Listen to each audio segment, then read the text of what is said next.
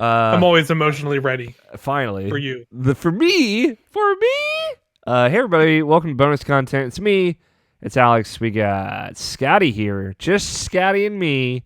From the normal crew, we got Mike and Jurge here from the online, the games.biz crew. The Dab crew. What up? What up, Dab kids? I didn't normally I have an idea or something for bonus content. I have nothing today. So I'll ask you, Jurge, how's your diet going, man? What's the diet update? So now I'm in the point where I'm maintaining weight because I hit my goal. I did it. So nice, congrats. I just gotta be careful. Thank you. And it's been as soon as that happened, I had family come over, and so we had 3 fucking cookouts in a row. Oh. So I was like, well, fuck. So that was rough. And yeah, it's so I'm just trying to watch it. But today I had breakfast and that's it. And I'm gonna have pizza, but it's fine because I just ate some eggs and some toast for breakfast and went on some walks with the dog, which is out of frame, but she's sleeping right here. Aw. What's your dog's name? So, yeah. Jules. We did not give the name. She's 10 years old, so we figured too old to change it. Old dog can't learn a new name, god damn it. Yeah. That's fair. I guess I hit my goal. My initial goal was to get below 200, which I am now below for the first time since I was 21 years old. Woo! So that's nice. I don't know if I've hit the maintaining point yet, where I'm not growing anything, but I told myself, whether I hold myself to it, we'll see. Once I hit that point, I'm going to start doing yoga again. To hopefully burn a little bit further past that, and then just get myself a little bit more in shape but maintain the same weight. But we'll see. Good. Diet over, Jurge. Congratulations. Eat your pizza. You've won dieting. What were you recording just before this? Can you tell me? Yeah. So, and we'll mention in the podcast as well, because I was recording a review discussion with one Ian Purcell. Oh, yeah. On telling lies, because he is a huge Her Story fan like I am. So we both played this. I think that, so we were wrapping, it was close to you guys are starting, because spoiler alert, audience, we're a wreck, and so everything's just doing it live. Fuck it. I was fine. We were at the spoiler part of our discussion, and Ian was telling me what he thought of the story, and I was like, I think, whoa, you are all right. You have a lot of different ideas than I do, but we won't have enough time to unpack this. So whatever. Shut it down, Ian. Get this weird insight out of here. But yeah, that'll be up later on, maybe this coming week. So that's the thing. Cool. How was your week, Mike? What you been getting into, man? What's life like? This week was okay. A lot of work. Big mood. That's just. I like my job, so to speak. It's very laid back, and lets me do stuff for the site. But at the same time, it just takes up so much time, and I'm tired of it taking up so much time in my life. Where it's just I get up at 7:00 in the morning to then don't get home till 7:30 at night, Monday through Friday, and then it's just a pain because it leaves me so little time to just do anything throughout the week, and then I try and do everything I possibly can in 2 days, and it's just this sucks. But yeah, I mean, I feel that so much. I don't spend as much time at my job, but that sucks. I'm sorry, man. Yeah, it's busy, and some of some days are just a bummer because there's super slow days, like Friday, where it's there's nothing going on. I sat at a desk 8 hours and watched a bunch of freaking YouTube videos. It's nothing I can do about it, because it's just the sometimes how that job just handles out, where it's just a desk job, or setting up audio or video equipment in a conference room or a meeting room somewhere one day, and it's just constant. I'm running back and forth in this meeting all day one day, and the next day it's well, there's nothing going on in these conference rooms because nobody's here. So I'm just gonna sit at my desk, and I it's frowned upon to like bring like for a while I was like bringing like the laptop I have that I bring to events, and will like work on stuff and just like mess around with that stuff so I can keep learning it. But my boss doesn't like that, so for whatever reason. Yeah.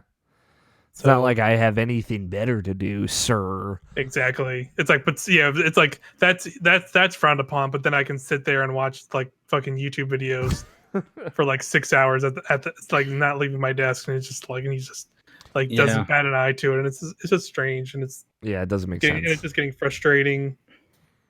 It's for me as someone who's also miserable at work sometimes, many times actually, maybe more than you, Mike. I don't know. I have a very frenetic job. I don't talk about it a lot here, because I don't want folks to know where I work. But it is a thing where I it's like the exact opposite. Like I always have something to do at every second. In fact, there is too much. I will never catch up. It'll never be okay. Everything is on fire. Like it's like literally, I think as far across, like always. And it's like sometimes you just beg for nothing to happen. But like I think it's just like it burns you. It like you're like a tire that's just wearing like so quickly. I feel like that's sometimes like this is like the last day of the week for me. Like I work Monday, Tuesday. And then Thursday through Saturday, and by the end of Saturday, I'm just like, and there's I know, and there's like some parts of me that wish I had like a schedule kind of like that again, in some regards, because I'm straight Monday through Friday, and sometimes it would just be so nice to just be like, all right, every so often just. I mean, like, granted, I have like paid time off and stuff, and I can use it whenever. I usually try and save it though for when we do stuff or for actual specific events. But just having like a random time to just be like, all right, this week it's like you're just like gonna have like a break in between these days would be super nice. That's what I specifically made it that way because I prefer to not work that many consecutive days in a row, because I'm a man child. But at least I'm self-aware. But I don't know. I think that like that kind of thing, breaking up your week like that, is good. I feel like I am. It really is. I'm efficient like on a Wednesday day off in a different way than I am on a Sunday day off, and absolutely, and so on and so forth. And I don't get too complacent in days off because I never have 2 days off in a row, which is also kind of sad. But it happens every now and again if I take time off, like you said, Mike. So. I feel you, man. But I mean, I don't want to be. I guess now I don't now, bring the whole. Now we're the work downers. I was gonna say, now we're on the whole mood bring down. But I write in the comments below how you hate your job. Your fucking job. Send your questions. Oh, Scott, send your terrible job experiences. Scott White is watching us live, and he says he's on a diet too. I want a diet update from you, Scott. I was gonna say 4K TV update. Oh yeah, and as I'm in the 4K crew, yes, I watched my first 4K Ultra HD movie. What was it? There's Godzilla King of the Monsters. Oh, excellent pick. I have it on there. It's still like I will say I still enjoy that movie, but it definitely does not hit as hard as you do when you watch it in a theater for sure. There's a magic veneer the first time you see that movie, if you're a Godzilla fan, because it's just like, this is it. This is what I wanted. Thank you. This is it. Yep. They did it. They checked everything. When you come back, it's like, that's the character we're going to. His whole bit is like he's like funny, but he's like a scientist, man. And Millie Bobby Brown, huh? Yeah. Yeah, you're here. That's the read you're going with. All right. Okay. Yeah, it's just, and I think also just like, have it also being this big bombastic like sound. Yeah. The sound system in a deep movie theater and a big screen, like, and then it's like there's still a very nice picture on a TV, but it's like TV speakers, and you're just like, okay, yeah, that's all right. Yeah, it was still fine. It's like an amusement ride movie. Yeah, pretty much. Into the Spider-Verse was my first and only 4K like UHD Blu-ray. So that would be a good one. I think that is a good showpiece for your TV. If that HDR, just like the colors popping in that movie. Yeah.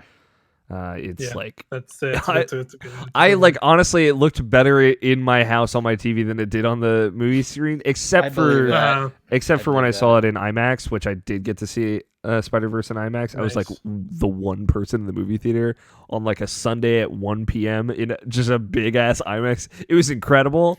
I cried like 6 times, mostly just for the experience and also just things I was going through at the time.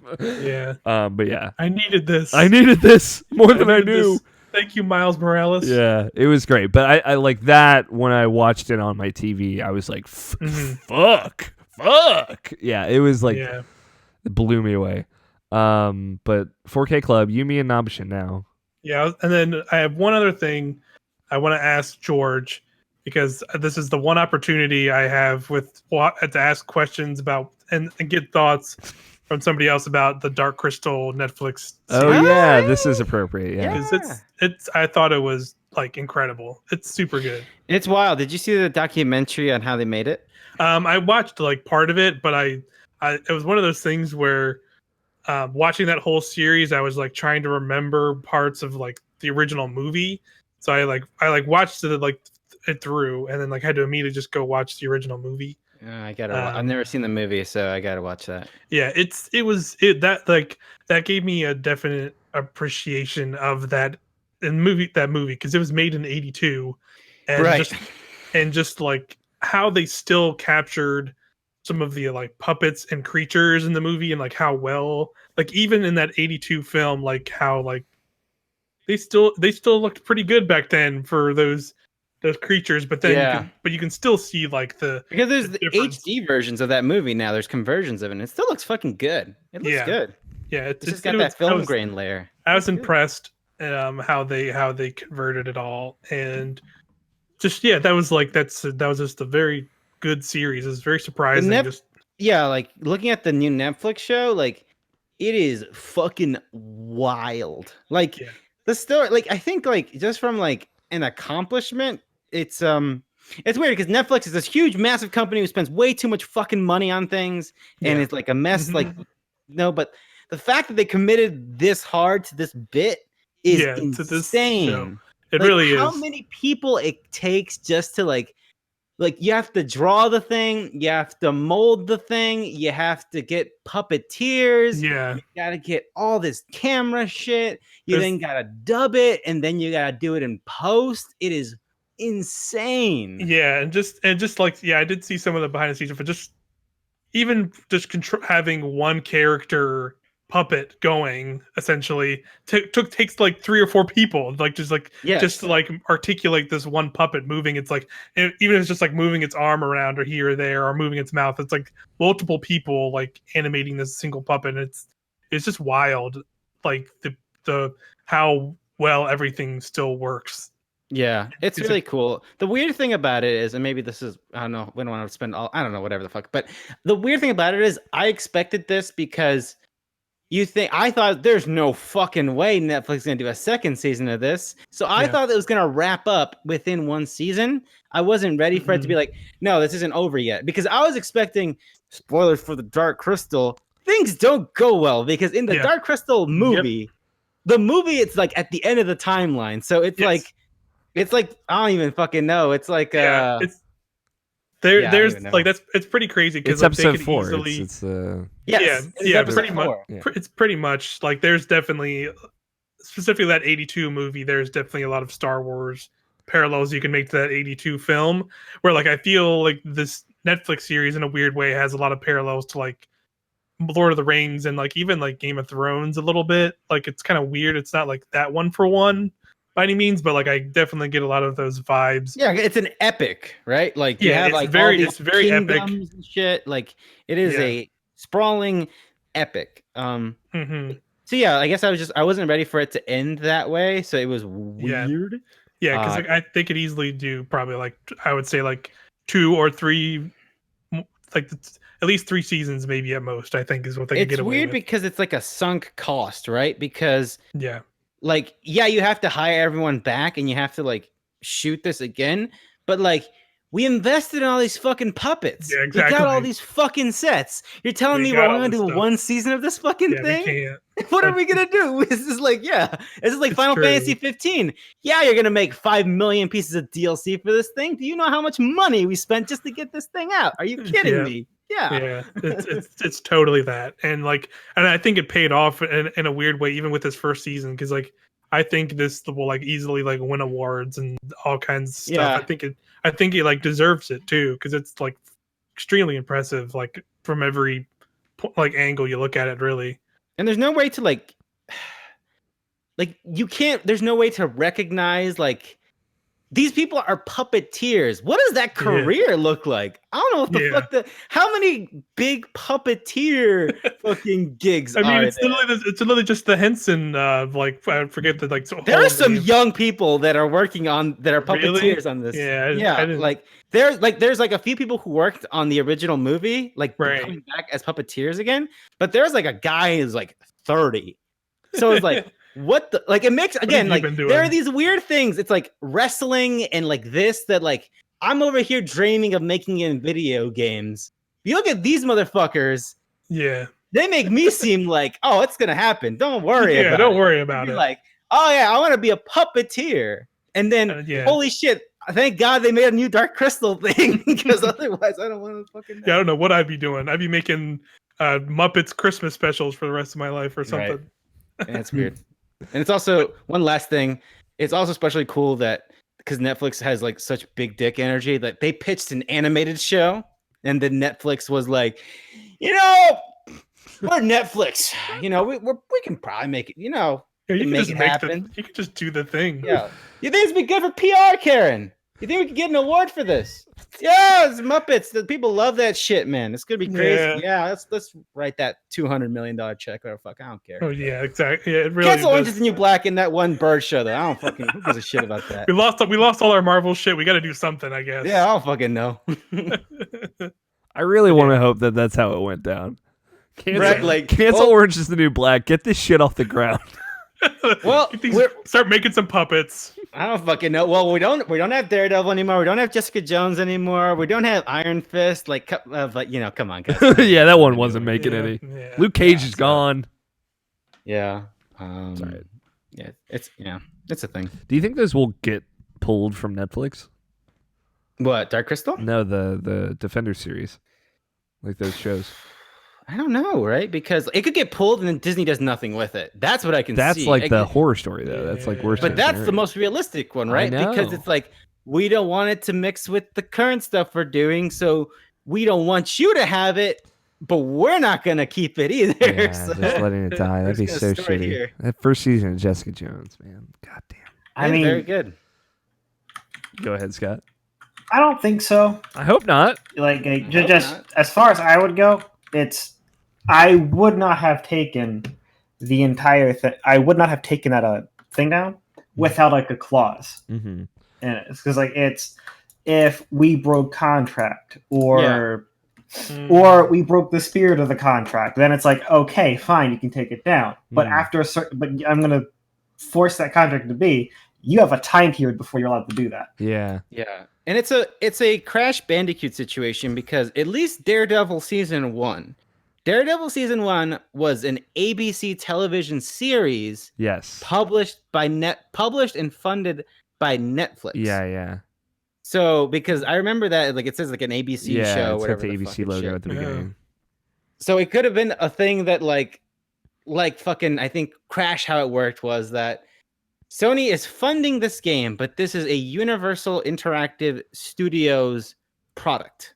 Like you are paying Insomniac and all these folks, and so are we, but this is still ours. So yeah, it's a weird thing.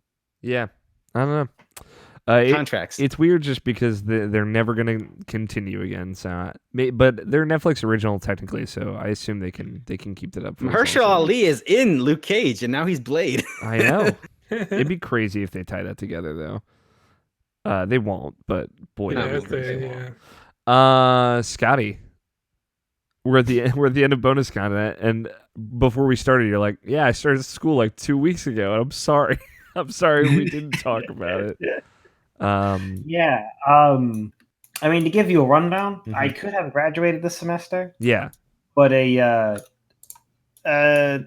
decided to just break it off into another extension Hmm.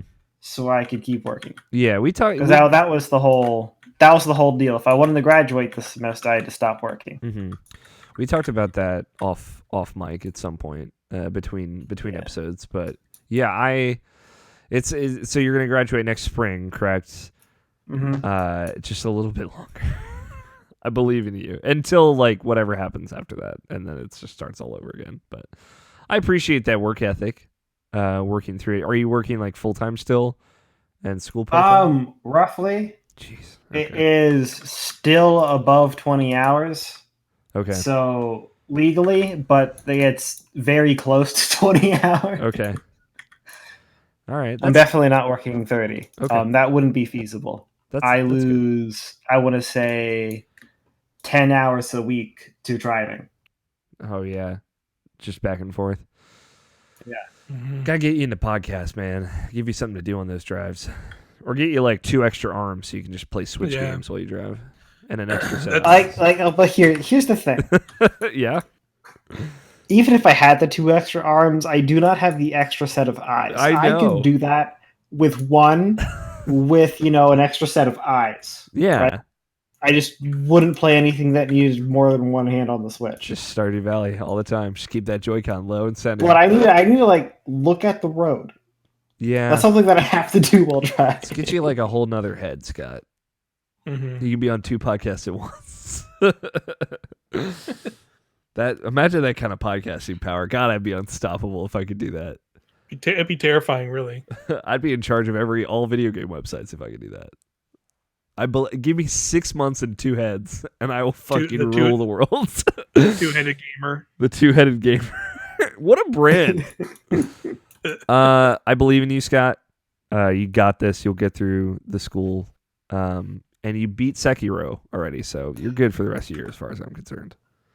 We're taking that one all the way to the top, though. I just want you to know when we do get Goaties, it's going all the way to number 1 on the podcast charts. I don't know what the fuck these editors are going to do, but you and me, we're going all the way to the top. I don't know about that one. Yeah, I don't know. I'd probably still put Kingdom Hearts 3 at the top. We'll see.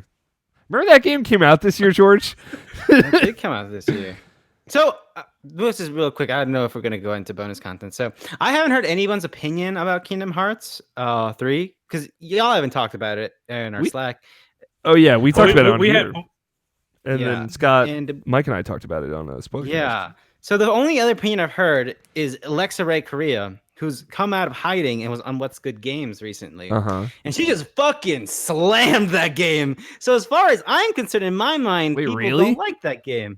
Yeah. She was like, man, it was like they needed more time. They took some shortcuts on this game, like majorly. But I was like, I didn't even get past the 2.9 part.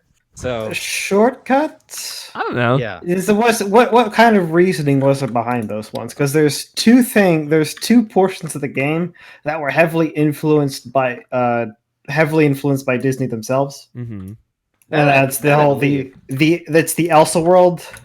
The Frozen Kingdom. Yeah, I think Disney said no to their idea twice and they ran out of time with it. Okay. So that could be it, but honestly it's a very small portion of the game. Yeah. Mm-hmm. I loved it, man. I had a great time. It's not terrible. It's just that you can tell. Yeah, for me, like it feels like it's not as jam packed with stuff like Kingdom Hearts 2 Final Mix is, right? Which is still, I think, like the pinnacle of that series for me because one, it has like probably my favorite front to back story, just because it gets just as crazy as I wanted it to, and just as like heartfelt as I wanted it to. Yeah, but I mean, like I compared Kingdom Hearts 3 more along the lines of 1 and 2 without any of the extra stuff added. Yeah, later on. Yeah. But I'm just saying, like for me, like Final Mix, Kingdom Hearts 2 Final Mix is like that's the peak for me, and 3 doesn't have all the highs that game has for me, right? It doesn't have like secret bosses or things like that. But I loved it. I thought it was just such a good ending to the story that they've been setting up and telling. And I really enjoyed like how they wrapped it up. I really enjoyed the kind of final message that they had. I actually liked the kind of cliffhanger that they leave you on, and I had a great time. I think it plays great too. All right. Well, But let's yeah, not that's talk into- Scott was more critical of it, I think, than Navshine. yeah. So it's I understand why people don't like it for the most part, and from what I gather, it's the people that I've noticed that do not like that game did not follow the series like all the way through. Not all of them, but yeah, I think that's part of it. But we So like when you discard those ones and you take a look at the other ones, the there's a couple of valid criticisms, which is Disney got in the way, which they did, because it's obvious that they did it with the One World. the Frozen World.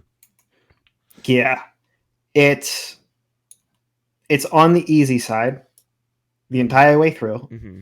It doesn't really feel like it doesn't really feel like they let you flesh out, and essentially until the end of the game, Mm-hmm. which as far as gameplay goes is fantastic. As far as story goes, they got Kingdom Hearts with it. And and then that's the whole thing. It's if you went through the entire Kingdom Hearts series, you knew what you were getting into. Either you like that portion of these games or you don't. Mm-hmm. Yeah. Yeah. So well, what's goodgames.com. What's So, go listen. Go get the takes. I'm curious. I want to hear her take. I know Alexa loves. She also Kingdom didn't. She Hearts, also not happy about Final Fantasy VII remake, but whatever. All right. It's fine. Maybe. I'm with her on that. All right. Boom. What? Why don't you like Mike? What? No, we can't. I had nothing to say. We can't get into this. We've already can't. bonus We content enough. already talked about it. We have like yeah, we 5 probably million did. I just things to talk forgot. about. I don't remember anything But it's fine. I ever Yeah. experienced. We got plenty of things. Yeah, we got a talk lot to talk about. All right, let's. Everybody got your audacities ready? about. Yeah. Get your audaciousness. I'm auditioned. I'm auditioning. Oh, what's the part? I should do that, but You should go to audition. yeah, Oh, I'm man. on Audacity already, and it's fine. nice. It's Yeah. nice. I just don't want my fucking thing to crash halfway through the recording. I used to record with GarageBand, and that used to happen to me a lot. But Yeah, it's I GarageBand. probably wouldn't have any crashing issues with Audition. Oh on yeah, my you PC, guys would be but, fine with your but big computers. I just went to Audacity because I'm lazy.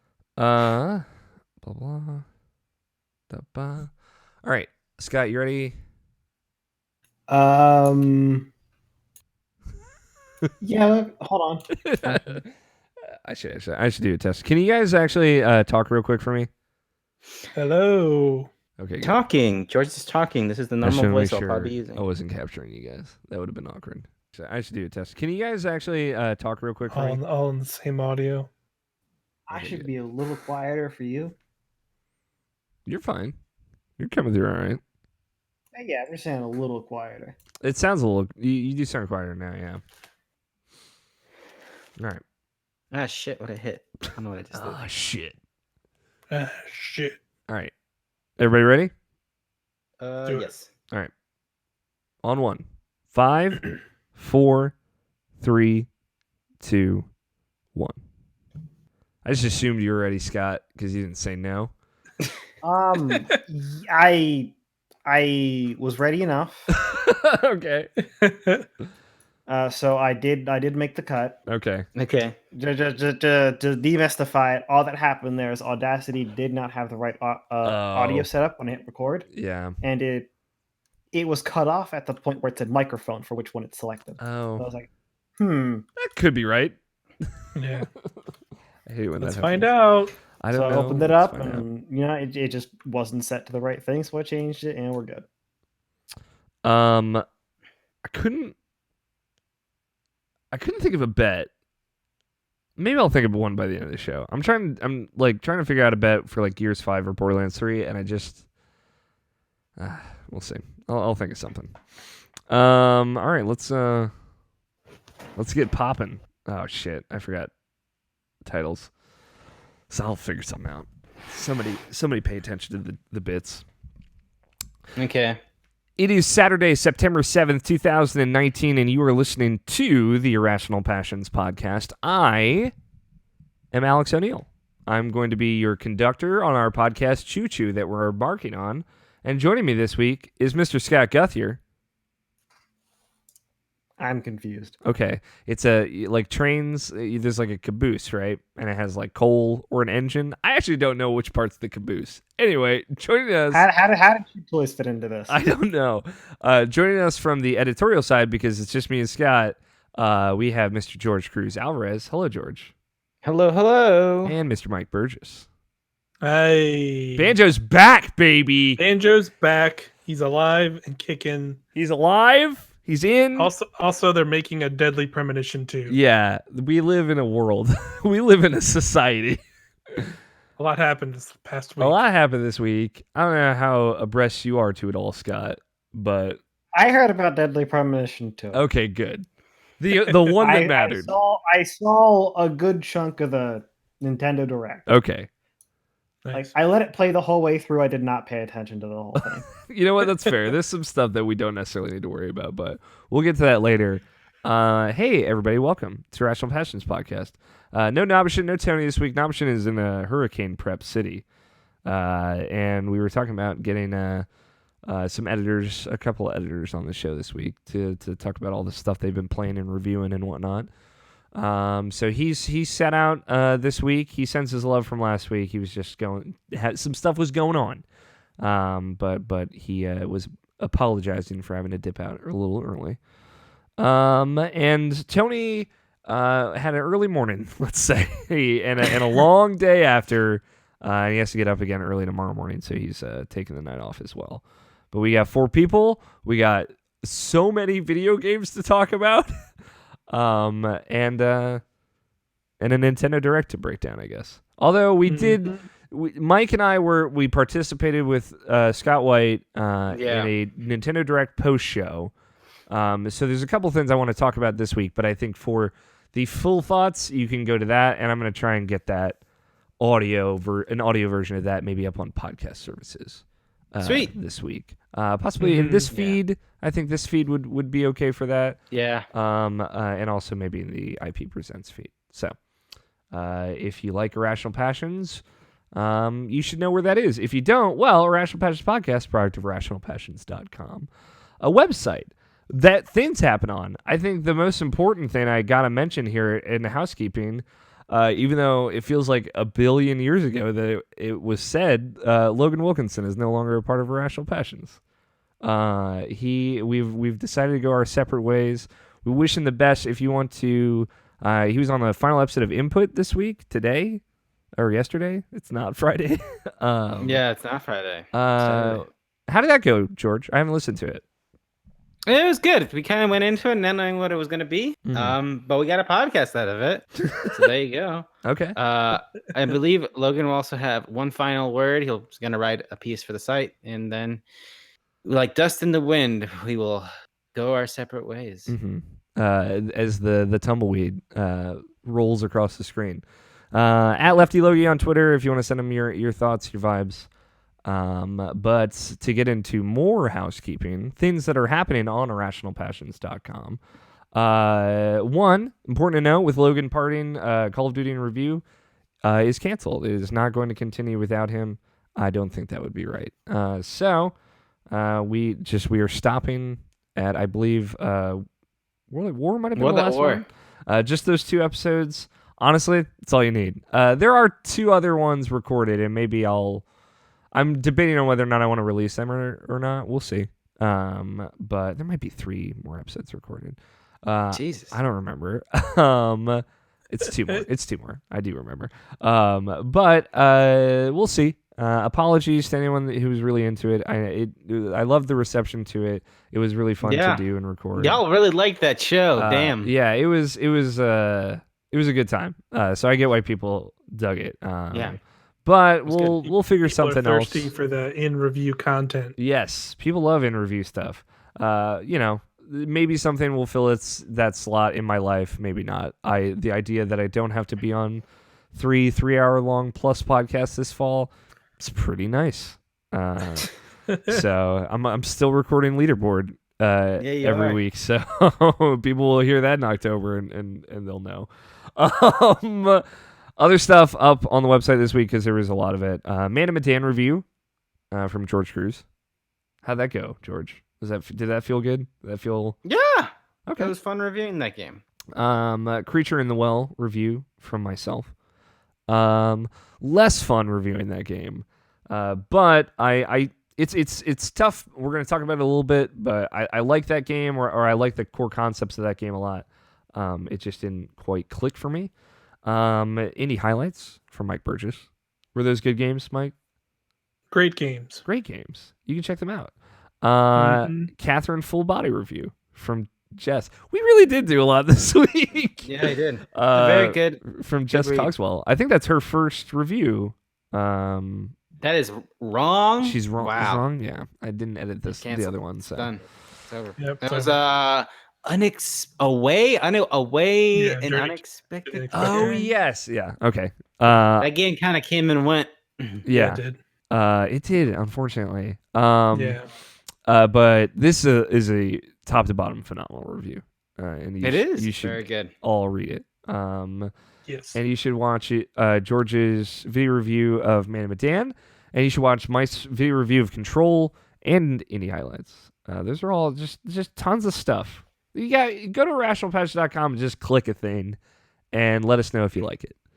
That's it for housekeeping. And check out our YouTube page. Oh yeah, most of these, all these video reviews. You Yeah, can if you're watch all watching those. this. You can watch all 3 of those videos plus I think Video Game Book Club and Oh yeah, this week as well. Vanquish episode So that's 1 up went up. there. Vanquish episode 1, and you can listen to the bonus content of this very podcast where we talked about dieting and jobs and I'm gonna be real with Godzilla. y'all right now. I'm gonna be a real as real can be right Oh. now. okay. Real. Listen to Video Game Book Club. Listen to It is Video Game like- Book Club. Yeah, like come on, it's out there. It's good content. It I is think it's really good. content. And that's like, it's such a different show to do, like to participate in. I feel like I flex a very different muscle in book club than I do like even here, like where we are talking about the games we're playing on a week to week basis. And I think Scott is just a great host. Yes. And the fact that y'all are playing Vanquish just brings me so much joy. It is Irrational Passions Video Game Book Club on podcast services. You can listen to the older episodes. If one of your favorite games we've already played through, you can start it from. It's kind of tough maybe to play it while we're playing it, but you can listen to the older ones. Mhm. They're right there. Or you can go on our YouTube channel, like Mike said, to watch our fancy edited versions made by Scott. Just celebrated 1 year of Video Game Book Club. 1 year, yeah. We got one more pick on the rotation. And we're gonna take And we're going to take Season a little 1. break. End of season 1 of Book Club. It's a great show. And you should also listen to Professor RPG if you have not already.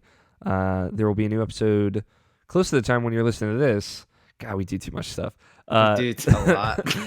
That's not true. We do a ton of great stuff. Very different stuff, hopefully, for folks. But yeah, there's a lot of great stuff. Irrationalpatch.com. Click a thing. Have a good time. Play Vanquish. I think that's the resounding message here. If you're gonna do anything with your life, play Vanquish. It's great. Let's talk about video games. Video games that we've been playing, actually. Who wants to, we got a lot to get through. I feel like Scott, you should kick us off because I know you've been playing the most video games out of all of us. What you got, man? Yeah, you easily meant the least. I know, but I didn't want to be mean. Maybe by being nice, I was actually mean. So what you got? I really just have Classic at this point. Yeah, did you put a significant chunk of time in a WoW Classic this week or no? Not versus what I put in last week. Okay. But yeah, roughly. What was it? Where was I last week? I don't even remember. I think you were like level 13. That maybe I just made that number up, but that sounds right. Perhaps. Okay, I'll take that. You might be thinking of Tony. Maybe, yeah. Not 100% sure. He had played like an hour or but so yeah. of it, I think. Yeah, so I hit level 34, Okay. which is a decent chunk into it, and I'm almost halfway done. Yeah. Are you just trying to hit So level cap and then be finished? probably not, no. Oh. The nice thing about Classic is that a good chunk of the fun happens while you're leveling. Uh, the earlier dungeons are they're not difficult mechanically, but they are scaled more appropriately. If you if you pull more than you can take, you are easily wiping, Mhm. and you're running back to the dungeon. Um, Whereas before, if you're pulling roughly more than you should be able to take, it's you generally have. Well, I'll put it this way: it's hard to do that. Mhm. It's hard to do that without intentionally doing that. Okay. Because how pulling generally works is you either just walk to the range of like the next guy, and then you start backpedaling. Just so that doesn't happen, you pull two, maybe three people. In retail, when you can start doing dungeons, you essentially charge in, and you retain threat because you do the most damage, and I think you have 10 times the threat generation than you would in Classic. Jeez. So you just have the aggro, so nobody has to worry about anything. Yeah. I like that Um, that threat generation. I like that as like a term for aggro. mhm. That's Well, cool. it's if whoever the target is going to aggro to whoever has the most threat on them. Yeah, that's cool. Yeah. It's honestly the best enemy targeting mechanic that most games at this point most games have to have it if they want a if they want decent PvE content. Mhm. I wonder how that works in Destiny. Because I'm sure there is some level of that happening, but it's not. I'm not aware of it when it's happening. Yeah. There's no taunt in Destiny. There's no pull Right. aggro skill. There should be maybe. I got I think it's ideas. just like you shoot a thing and things notice you shot a thing And then they and shoot they're just you. like, oh shit, Yeah, we gotta shoot that thing. but like I mean, abilities will at the As in same always. you. time, if they hone in on you as far as just because you have the first shot, Mm-hmm. that's good too. Yeah, it's Right. effective. Um, it's so long as not everything is going haywire because hey, the nearest most convenient thing for me to kill is what I'm going to kill. Yeah, Like that is the worst. yeah. That's like Um, creeps but and yeah, like towers.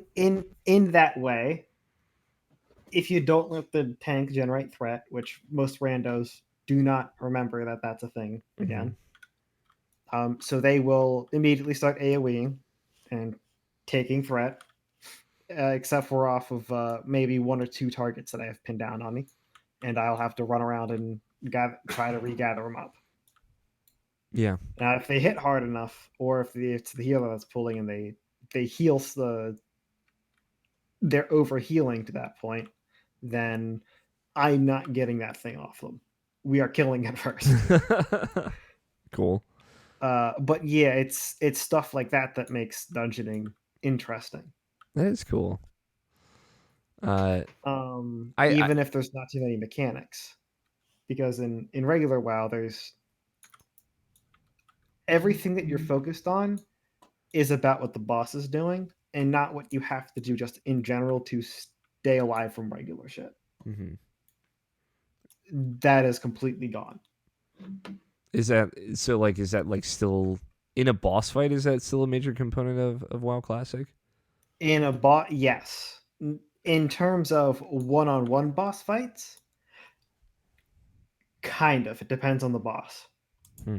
Because what bosses what bosses have been known to do is they've been known to stun the tank and drop their threat meters. So, um, I do not remember which one of the dungeon bosses does it, but a good chunk of just questing mobs do have that sort of mechanic on them. It's Hmm. they will trap you, and if you're in a party, their threat table drops. So whoever does essentially the next attack they will go after that person, and you will be stuck in place. That's kind of cool though. Right. I like those interesting levels to just mobbing and fighting dudes. Are you still rolling with your very large group? Are they all playing together? Are they all max level now? No, we're scattered, but it's mostly we don't all play at the same time Got it. So last week we couldn't make the big group get together. Oh, So it's been mostly the regular boys okay. and my brother. Okay, cool. But when we do get more of a schedule together, then we will. Cool. And it's not like I didn't play with him at all. It's just that it's less frequent now. Yeah, I get you. Is that all you've been playing? Is just classic? Yeah, I can keep going. And Move on. I mean, we got a lot of stuff we got to talk about. I'm gonna try and keep everybody moving a clip. Yeah, All I mean, right, so am I. Last portion. Sure. World PvP is great. Cool. That was So- that was the thing I know that always scared me in WoW. So it's one of the things where it can be annoying, but like if you're one of the people who think World PvP is more annoying than it is fun, then there are servers you can go to where that's not a thing. Yeah. Or where it's where it's not a thing at all, or you have to enable it for you to do it. Yeah. I like the enable disable part of it. I think that's cool. Right. That is they call those ones normal servers, and where it's not a thing at all, it's an RP server. Or And they World PvP only RP servers. You know what I'm talking about? For the horde. That's what I'm saying. But yeah, no. It's one of those things where it's one of those things where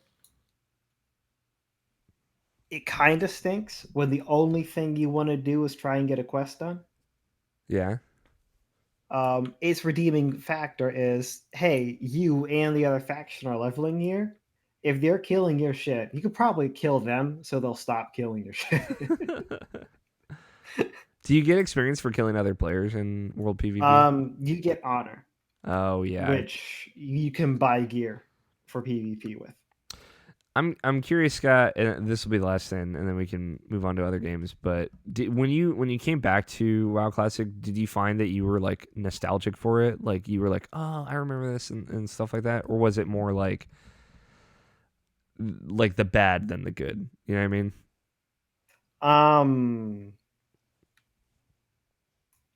It's a difficult question to answer. I know. It's a difficult question because it is a mix of either both or neither. Okay. So I don't find myself just running down a nostalgia trip of what happened in vanilla, because the max I really got to was level 30 in vanilla. Okay. Where I really started playing the game was in Burning Crusade and the other portions. Okay. But as the game moved on, we touched on this last week, they tried to add more convenient things, which ended up taking other core aspects of the game just essentially out of play. Yeah. For a big example is flying, which is kind of nice that you do not have to use the predefined flight paths and kind of fly everywhere. Mm-hmm. You just get places faster. Kind of nice. Yeah. World PvP died because of it. Yeah. I get you. There, and then it's the only people that are world PvPing are the people that you really only run into, like in retail, people you do not stand a chance against, or people where you're gonna 2 to 3 shot them, and if you enjoy camping people to be a dick, then I mean, I guess you'll enjoy retail world PvP. Yeah. But I mean, it's camping somebody to be a dick and antagonizing them while they're questing are two very different things. And antagonizing somebody is more fun than camping them. to give you the difference, it's you don't kill them. You just make it a pain for them to quest while you're doing your own thing as well. Okay. And why this is more fun is because they very much so have the power to do something back. Yeah. This is you're relatively of equal gear, and you both think that you kind of want to get the quest done, but you also want to fuck with the other faction. Yeah. I get you. I appreciate that perspective, though. I wasn't sure if you had sunk all the time into vanilla WoW. I think I get to like level 24 or something, and that's the only time I've ever played WoW is after the first expansion. So yeah, I don't know. All right, we'll move on. So we got. It's me. It's Mike. It's George. Who wants to go first? I think I may be. Let's go either Mike or you. How about that? Okay. Mm-hmm. Mike, do you want to flip a coin? Do you have a coin? I have Siri. Siri can flip a coin. Oh, Flip a wow, coin. Technology. Wow. Does it animate an actual coin? Please flip a coin. No, it's heads. You have to ask so politely too. Wow. We didn't decide who was heads or tails, so that was actually useless. Mike, heads or tails. God, I'll just go. Okay, cool. it's Mike's. So, yeah, like you said, it's kind of the top of the show. Video content I did recently with some video games, and I just want to give like these ones I'll run through a little quickly just because I want to shout them out more because they're awesome and you should just play them. Mm-hmm. But let's talk about some of the indie games I played. Being the two of the indie games from the highlights I wanted to put out because I played them to completion and I really enjoyed them a lot was Anodyne 2 and A Short Hike. Okay. A Short Hike is a really simple game, and I think it's currently only on PC. It's pretty much made by a dude. Yeah. And got a lot of Twitter hype. People really liked it. That's kind of where it started. Is like the dude was just kind of posting gifs of it online, and then it kind of blew up. But it's a really good game. It's basically like the simplest way to describe it is if you take the aesthetic of Animal Crossing and the world of Animal Crossing, and it's like a bunch of they're all the people in this world are little animal creatures, and it's very charming and like cute, and basically just make that into a very simple adventure game. Cool. And that's pretty much all it is. Like you can beat this game in like 2.5, 3 hours at most. It's like top-down perspective, right? It's like top-down perspective. You play as this little bird lady, and basically she's visiting her aunt, who is a park ranger in this park, and all she wants to do is get to the top of this mountain to get cell service to call somebody very important to her, and like that's like your objective. And then other than that, it's just go. It's just like you can just wander this whole environment, like talk to folks. There are some like things to collect and like some like little like side objectives that they'll meet you, and like it's in a weird way it's kind of like very somewhat Breath of the Wild-esque in terms of how you like explore the environments. Mm-hmm. Yeah, it's a big quote unquote in terms of like you can climb anything, and since you're a little bird, you can kind of jump off areas and kind of glide, and you can just like float around in areas, and that's kind of the game really. Like it's just very pleasant. It's very jolly. Has a really really good soundtrack. Yeah, and it's a super short game. It's only on PC, but I would say like even then, like you don't need like a super powerful PC to play this game at all. You can probably like I think Quinn, who's the editor at the site, played it on like his like Mac laptop or something like that. And it's just it's a very good game. It's very fun. It's like one of those games you could just like sit down like on a Sunday afternoon and just like kind of like blast through and just be like, yeah, this was very relaxing. It has a very cozy, feel good. Speaking my language right now. Yeah. Yes, it's very relaxed. It's a very very relaxing game. From one look at how it looks, I think you'll know if you're in or out. Yeah, I'm watching GIFs right now. I'm it's a big GIF game. Yeah. It's very good. I recommend it for sure. It's on my list. Short Hike. That's why it was an August indie highlight for me. The next game up, another game that was in that highlight is Anodyne 2. Return to Dust. And man, this game is bizarre in like a cool way. Because basically, these developers, it's another one where I think it's like maybe like 3 people who worked on this game at most.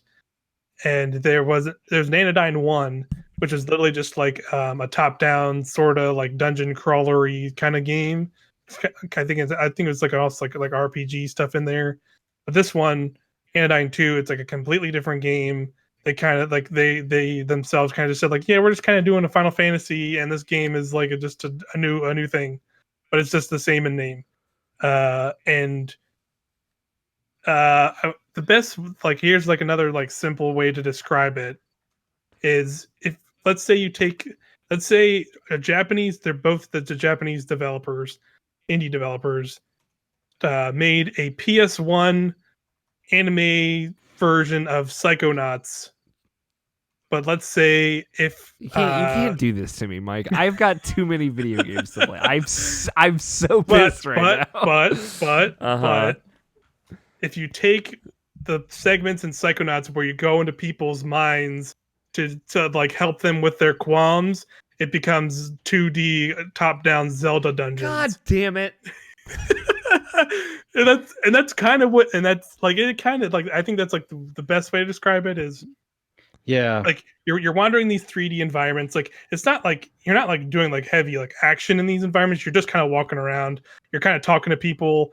It's very like low poly. It's very bizarre looking. it is like Sega Saturn, PlayStation 1 era. Yeah, it's like 3D.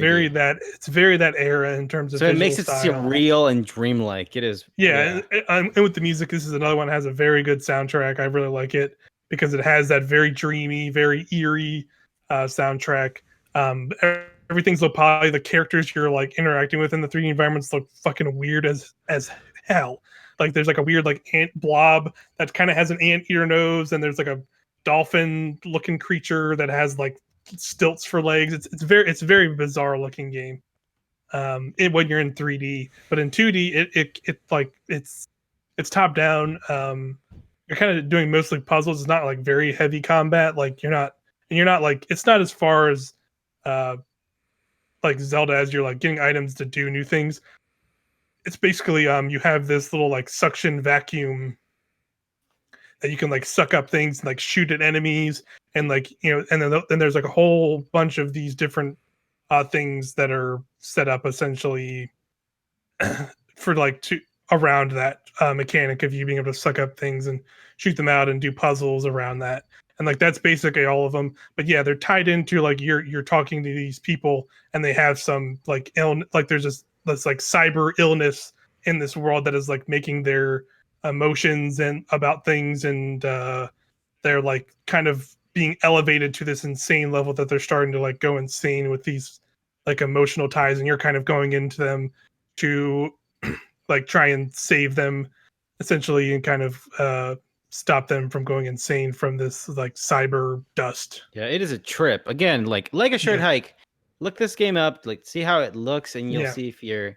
It's fascinating just to like look at it, because the way it executes that Sega Saturn, PlayStation 1, specific 32-bit, not Nintendo 64. Yeah. Like, look with the fog and that just the pointy geometry. It is fascinating. And Anodyne 1, I believe, was just the 2D kind of thing. I don't know what it was, but yeah. It's a weird thing.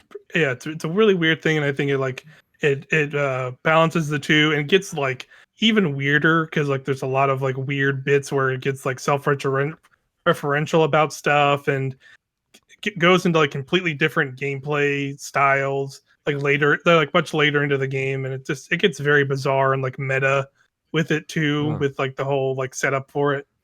And yeah, it's interesting. Cool.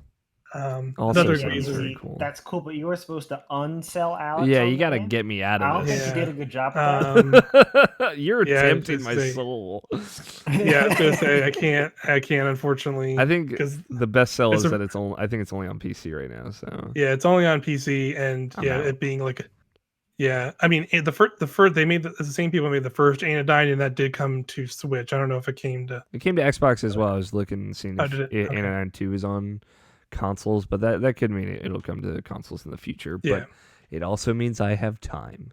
Yeah. Yeah. They're both worth checking out. Again, they were two of our indie highlights Cool. for August. So check those out. Next up, this one's like a brief one, and it's like a weird. I don't know, like I'm having a weird still like drip feed of this game. And I feel like it's like one of those like marketing, or I don't even know what it's called. Like it's Crash Team Racing, and like they put a battle pass. They put a battle pass in it for whatever fucking reason. I don't know, to sell shit, because it was free at first, but now you can like buy the currency that you win from doing this stuff. Of course, to do stuff. I haven't bought anything in it, but I don't know what it is about I think I just like kart racing games in general, and it's a good one of those. It's on a modern console. It looks very nice, and it's fun to play, and it just has that battle pass thing of like you're unlocking new carts, you're unlocking new skins for characters, and they just got to the newest one, which added Spyro characters into the game. So it's like you can be Spyro. Can you be the penguin? And like not the penguin. It was only 3 characters. It was Spyro, the cheetah guy, and one of I think the boss of the first game. I don't remember their names. Oh, but like yeah, it was like, but yeah, it's just been fun. Like they had like a Spyro track you can race on too. It's like it was all like that stuff is free, but then like the stuff you can buy is like skins. You can buy the currency, and then you can get like skins for them and skins for carts, new carts, whatever. But you have to unlock the characters in that game, don't you? Yes. I didn't know that. That's wild. Yeah, and that's how like they add new characters. Like basically, like they do a new season monthly or whatever. It adds a battle pass and it adds like a bunch of characters, and then you have to get to certain points on the battle pass by doing like challenges, like daily, weekly challenges. Then you unlock characters. And then there's like the base characters that came with the original, the base game, and you do the story mode. You unlock them in the story mode. Huh. Weird. Okay. But I don't know. It's like weird. I don't know what it is. I think it is like a simple thing of just like I can play this and it's fun and I can put a podcast. Yeah, or throw like a podcast on. You need a podcast game, right? And we're not grinding in Destiny yet, or at least I should. Yeah, exactly. Be It's like once like other games I'm more interested to jump back into, like I'll probably drop this. But yeah, it's the thing. I'm like trying to throw a podcast on while I'm playing Control. I'm like, this game's too interesting. Yeah, you can't do that. It's like fuck with that. You can do this with this. We'll get to Control for sure, though. By the way, but yeah, this next game, that's another one that the third indie highlight. Yeah. Well, this is actually going to be. Hopefully, we'll have a full review for this by the time you hear this, or soon after. Children of Morta. Yeah.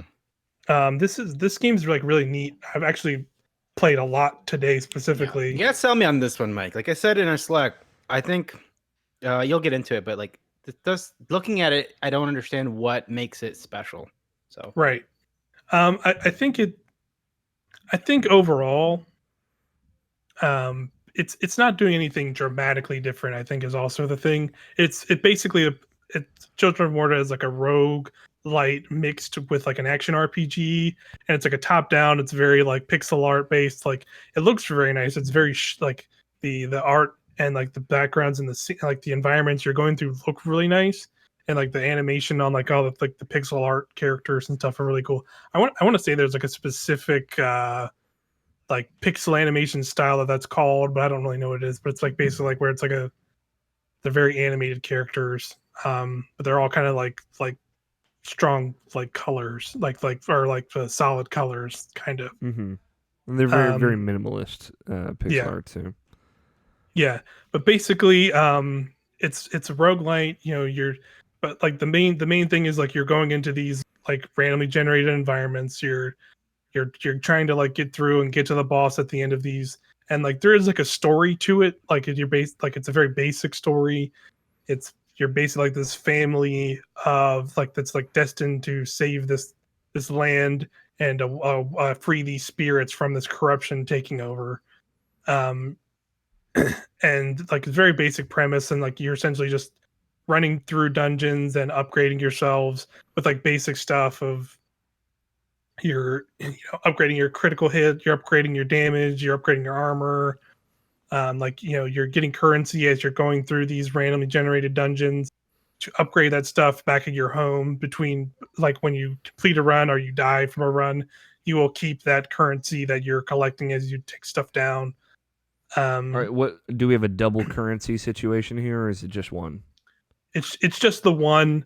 There are, but the thing is, like, how it plays it back into it is the story is you're like, it's about this family. So, what like between runs and like if you die in a run, you'll basically you won't don't your characters doesn't necessarily die. They like get like sucked into this portal and like you go back to this home and you'll get cut scenes or like little scenes around this house of this family because the characters you're playing as are different character classes, but they're also like members of this family.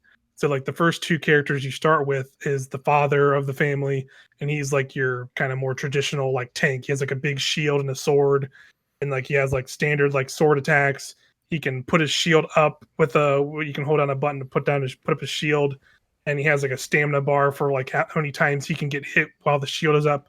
But you can also like continue attacking while you have the shield up. He has like a big AOE thing where he summons a bunch of like energy swords from the sky, and they all fall on people.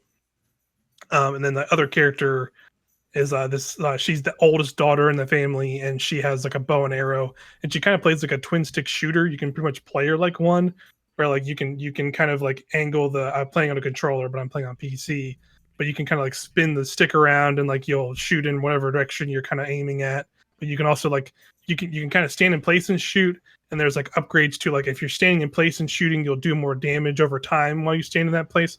But you can also like move while you're doing that, and that drains like a stamina bar she has that you can move and shoot at the same time.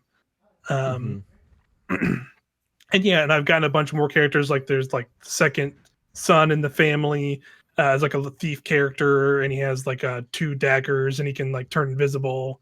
And then there's like the youngest daughter in the family. She's like a mage, and she can like shoot fireballs, and she's like they're really powerful and super fast, but she can't move while she's shooting them. And she has like a bunch of other magic powers she can unlock. I like just got her, so I don't have too many with her. Cool. But it's very cool that like that's kind of like the setup of it. And like I said, like between all of these, you're getting like little scenes of them back at the house, just like doing like daily things of like here they are all sitting around a table and they're having dinner, and like here's scenes of like them, the grandfather of that family who's just kind of like running the shop in the house to help you get upgrades and stuff. And if I did a preview stream earlier this week of it, that's also up on our YouTube page where you can check out. There's tons of like little random side events to find like in these dungeons. Like I found like a wolf cub, like basically like stuck trying to save its mother. Its mother's like you can see its mother's clearly dead though, unfortunately, but it's like being attacked. And you can like run in there and try and save it. On the stream, that dog I mentioned on Twitter. Yes, yeah. On the stream, I unfortunately died, but since that stream, I have saved that dog, and now having saved that dog, it is at my house and Good, part man. of the family now. Good. And then that starts other things where like hey, the dog's part of our family. We have to build it a house now. So now like after I started doing that, like a random thing I found in the in one of the dungeons while I was going through it, because I did that, was like this place where I obviously you go into this like sectioned off area, you go through like a little like blue gate, and then you fight a bunch of enemies, and it's like, oh, I found wooden nails that I can now take back, and then after the run I warp back, and you get another scene where it shows the father like building the doghouse and one of the sons like playing with the dog, and there's like a bunch of like stuff like that. That's cool. Yeah, where like it's building, it's like it's giving you the story of this family, and they're relatively simple scenes. It's they're showing all this, but they're not like voiced or anything. It's done by like it's all being described by a narrator, and the narrator's voice is like very good. Like it's very like deep and like warm. I wouldn't be surprised if it's like some well-known like voice A person silky if I actually knew it. Yes, it's very good. Let me ask you. I want some specifics as a Okay. roguelike fan. Is there like a meta to this? Like, do we have skill trees for each of these Yes. characters? Each character like levels up and they get skill points, and they have their own skill trees. Like they have because like basically you don't necessarily start out with all their moves because they essentially have three core moves that they can each use. Like I said, like the guy you start with is a big sword and shield guy. So one of the moves is just him swiping his sword. Mm-hmm. Another move is like he can hold his shield up. Another move is he summons the swords from the sky. Ooh. Um, and then the tree is just like upgrading those more, and you get some other like you get some passive abilities, but you also get like each family has a different version of this, but you basically get like a rage mode where it's like you get a bar that fills up, and for him it just like when the bar is filled and you can activate it and it just makes him invulnerable to the damage for like a brief period of time. And like for the bow and arrow girl, she just gets like a rapid fire like version of her. She can shoot arrows much faster. So they all have their own versions of that, and then they all have like upgrade abilities. Like I just got with the sword and shield guy, where if I'm holding my shield up, I can press the Y button. He does like a shield slam on the ground, and it does like a big kind of area effect around me, and it stuns enemies for a brief period. So they all have like their own little abilities, and then of course, like in a roguelike game, there's tons of like little pickups that'll give you abilities for that run. There's like three different variants of those things you can find. So there's like ones that will give you an extra ability, like one of them is just like it gives you like an immediate heal, that's on a cooldown. One is like it summons like a big dragon out of the ground. It's like a big like dragon looking head, or like snake dragon looking thing. It like comes out of the ground and like roars and then slams back into the ground. Then you just have like this big shockwave area where it continuously just makes shockwaves where it came out from. And That's so cool. it's basically just like, yeah, you can like lead enemies into it, shoot that off, and like it has a bunch of ways to combo it. So you can like, if you have an ability to like stun enemies, you can like stun a lot. You can stun enemies, and then they'll just rush. Then you can just rush them and like gain them in, because that's the thing of like this game escalates like super fast in some scenarios where you'll walk into an area and you'll like start fighting one dude, and then you'll walk around a corner and all of a sudden there's like 15 guys like literally there to you, and it's a whole lot at once. So you kind of just have to have like abilities like that at all times to kind of crowd manage and stuff. And yeah, I would say it's like it doesn't feel like it does a lot like new in the genre, so to speak. I think it just does a lot of the stuff well, and it's like it's nailed like its own uh Theme. its own like repeating of like Its runs. own loop. It's done really good job of just like uh, making the runs feel good, making runs feel like you're continuously progressing. Like after a run, you're getting these little story beats, or you're getting upgrades, or you're finding these little side mission, side objective things in the different randomly generated dungeons. And it's just like I think it's just nailed that aspect of You're doing and that's what I'm really enjoying about it. you're doing a video review for this. You said, Mike. Yeah. Okay, So I'm interested to see how that's all. Yeah, I want to Yeah. watch continuous gameplay for sure. yeah. For So there's progression, just one last thing. Like, Mhm. are you going kind of like into the same dungeon each time, or are there separate dungeons and you have to clear one to get to the next? yes, that's like the one thing is they're different like I guess like tile sets, so to speak.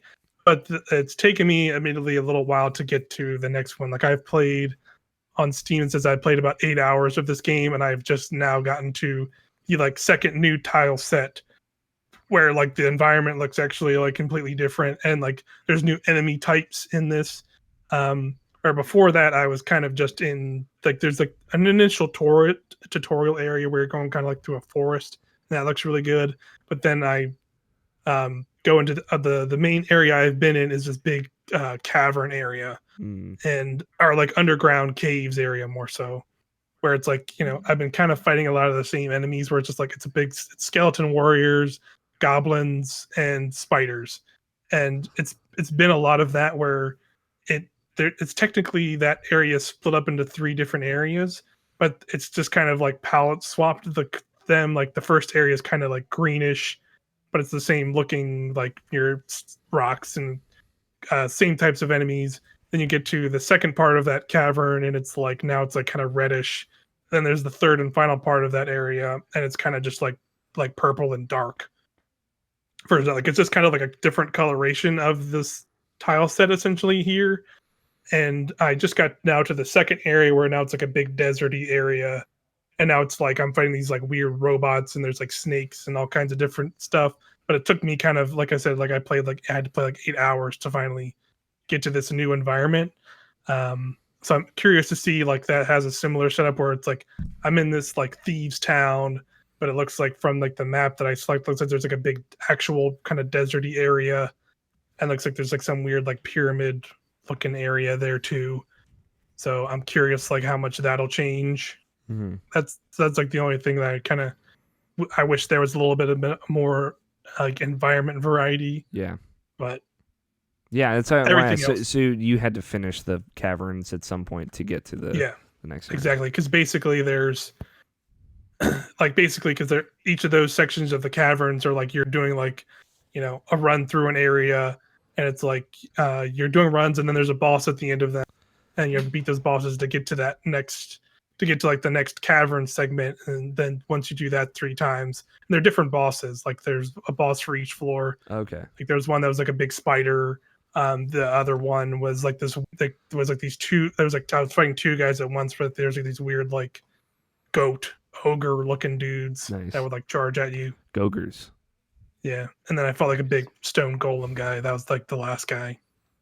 Cool.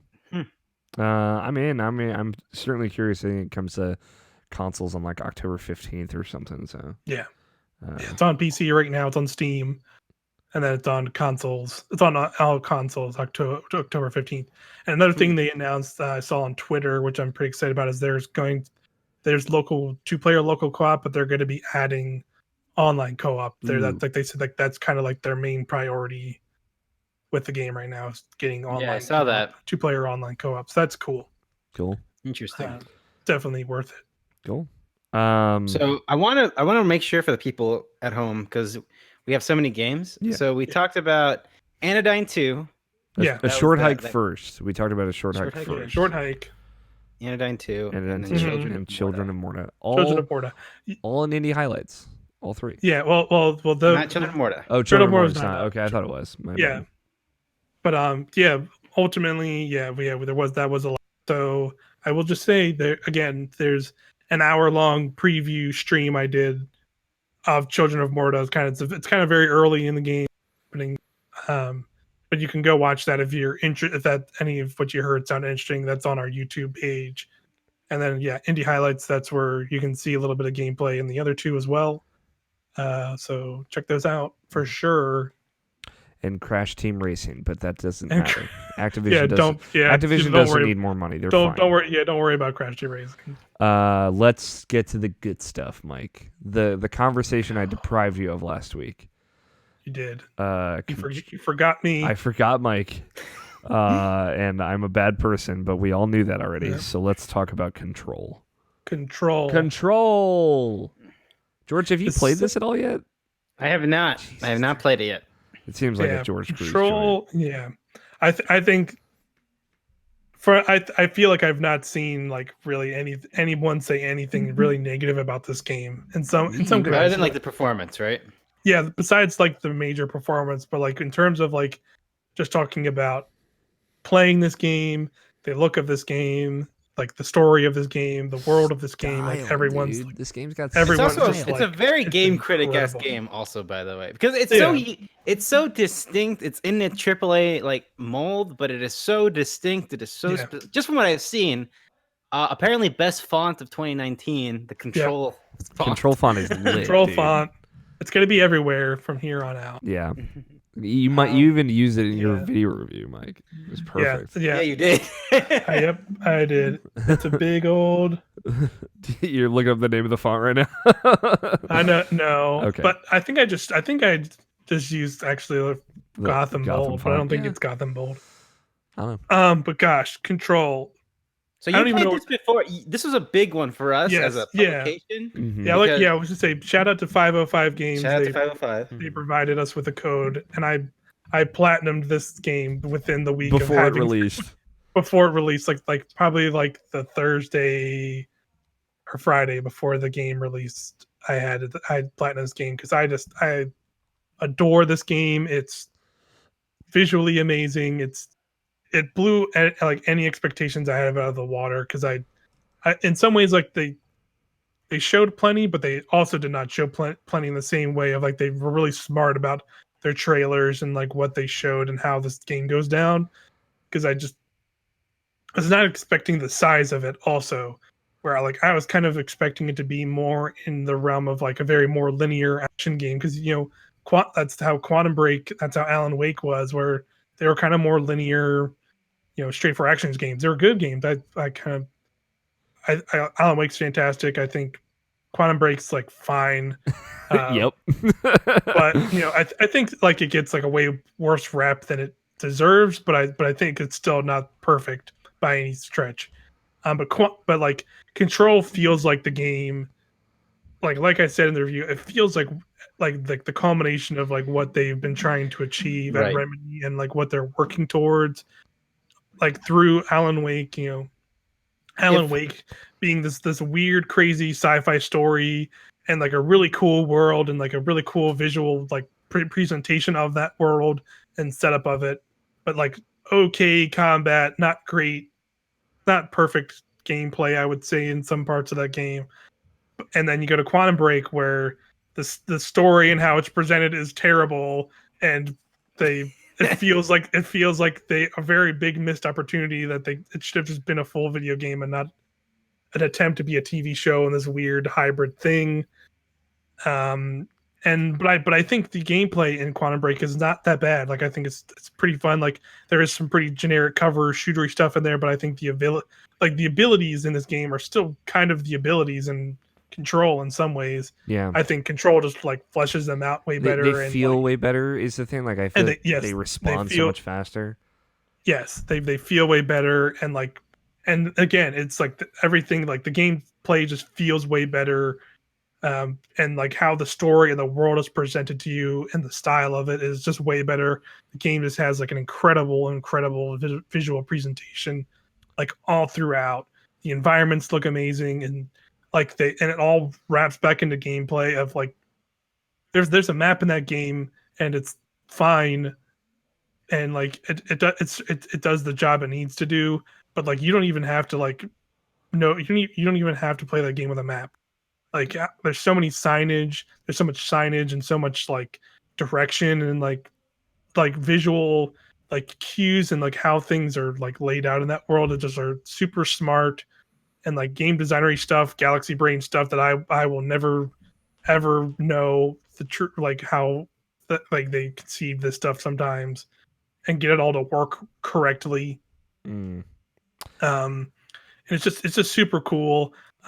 There's the perfect amount of like just weird sci-fi bullshit. That's like some of my favorite stuff in any medium. It's just weird sci-fi, and they went to 11 in like the coolest way with so much stuff. And I think my favorite thing, which is weird, it'll be weird to say, but like my favorite stuff in terms of that like has kind of nothing to do with some of like the main story stuff.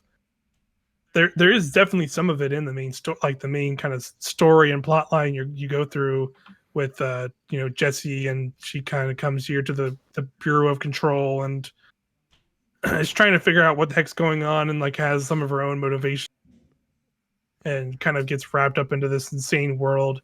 And I think her kind of progression into like like one like clearly she had this motivations to find this world, and now she's found it, and now like she's kind of obsessed with it herself and in some way, and like finding like like herself in it in a weird way. And I think that's really, and I think they just do like a really cool job of like low key like guiding the player of like clearly when she first how she kind of acts and talks, because like there's a lot of like inner monologue and stuff Mm-hmm. in this game with her. And I think like how she kind of presents herself in the beginning of being like very coy and very like Yeah. kind of like, you know, very like well, doesn't want to give the full picture to anybody she's talking to. She doesn't know she can trust anybody. To like later in that game, she's very like she's more open, and she's more like, you know, I want to know what's going on. I'm this, like you know, she becomes the director, and she's like, I am the director, and she's like kind of excited about it. And I think like that turn and like how that changes throughout the game, I think is really cool. What I like too is, and I like Jessie a lot. I think she's like really cool. She's like weirdly enough, like I think if a female take on a Remedy protagonist is actually just like a really cool thing in general, and they lean into that in all the ways that you would want them to. But I like that we kind of know where her head is at all times when she's talking to characters, because I feel like we have a better understanding of her motivation just throughout because of that inner monologue. But I also like, you know, to what you were saying, like when she shows up and she becomes the director again very early on in the game, she's like, I'm glad I'm here. It's like I wouldn't want to be anywhere else, even though this is like clearly like a terrible place to be. You get this kind of assertiveness from her. It makes me feel like she might be like a relatively unreliable narrator to some degree. And because like there's just clearly parts about her that we don't know, even though we hear what she's thinking all the time. And I like unwrapping that mystery, because it reminds me a lot of like Twin Peaks or Deadly Premonition, like these kind of out there characters and stories. Like York is like such a great part of Deadly Premonition, and like they turned your whole relationship with that character on its head by the end of it. So and I think that's what people like. You're not the only person who's like said like this is their best video game. Like this feels like everything they've done. This is them working at the peak of their powers, and everything they live. Because like all of like the stuff in this game, from what I've heard, has been there before. Like their fascination with like live action is there. it's so good here too, dude. Fascination with the supernatural and very Lynchian overtones in the game. Absolutely. But it's always been like there's been something not there, like in Alan Wake and in Quantum Break. And this is the same actress that was in Quantum Break. I forget what role she played in Quantum Break. Yes, she's like she's like a cop, I think. Yeah. Oh, I think, yeah. Because I remember the funny thing about this is that I remember Jeff. The one positive thing he had to say about Quantum Break was her character. Yeah, it was her character. She's really good. So she was like, it'd be cool if they made like a side. They should have just probably focused on her. That would probably have been cooler, honestly. She's not like the best written in that game is the thing, and I think they kind of they do her a little bit of a disservice with how her story ends, basically. But she herself is a great character that is like conveyed really well.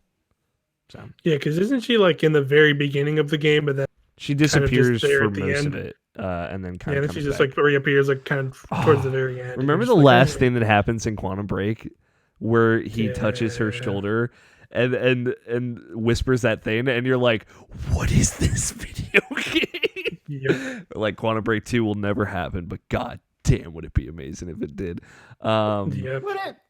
If they got Deadly Premonition 2 is happening. Everybody gets a second chance, I guess. Banjo Kazooie and Sans are in Smash Bros. Anything Quantum Break fans, rise up! It's time to come back. Yeah, Alan fucking Sam Lake is gonna come on a camera in a dark background, and be like, "It's time to go back." Alan Wake 2, woo! Alan Wake 2 is for sure what would happen. So it's time to come back. It's Quantum Break 2 and Alan Wake 2 are actually the same game. That's the twist. Yeah, and you alternate protagonists. It's a co-op game. They've been in the same universe all the that would time. Be there's the Alan Wake TV show universe is in inside Quantum Break. The Federal Bureau of Control. Yeah, it's all the same. It's all the same. Anyway, I think the best part about it, to what you're saying, Mike, is like everyone who's touched it seems to like it to some degree. Everyone understands what it's going for.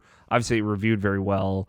And I hope it will sell well along with it. And this is their first multi-platform game in a long time, or maybe ever. Finally, it's Max Payne. It doesn't have the barriers that would prevent people from being able to buy it like it did before. It is like good vibes kind of all the way around the circle. And as someone who has loved Remedy games for a while, and I know you're in the same camp, it just feels right. It feels good. Yeah.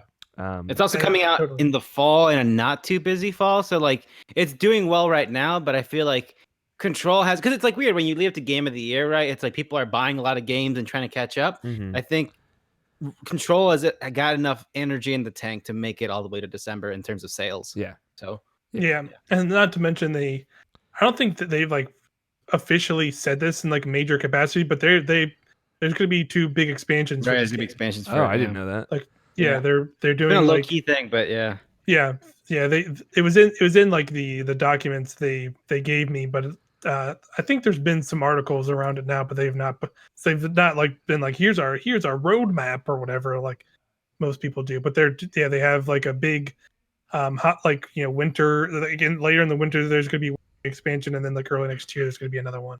They've not detailed what's in it, but they've said like more's coming, and I cannot wait because in a weird way, like I said, like some of my favorite stuff in that game are like the weird side stories and the weird side missions that you go on, because they're just like so out there. Like you said, like there's just stuff you just don't expect from even like seeing what you see in the base game or like the main storyline.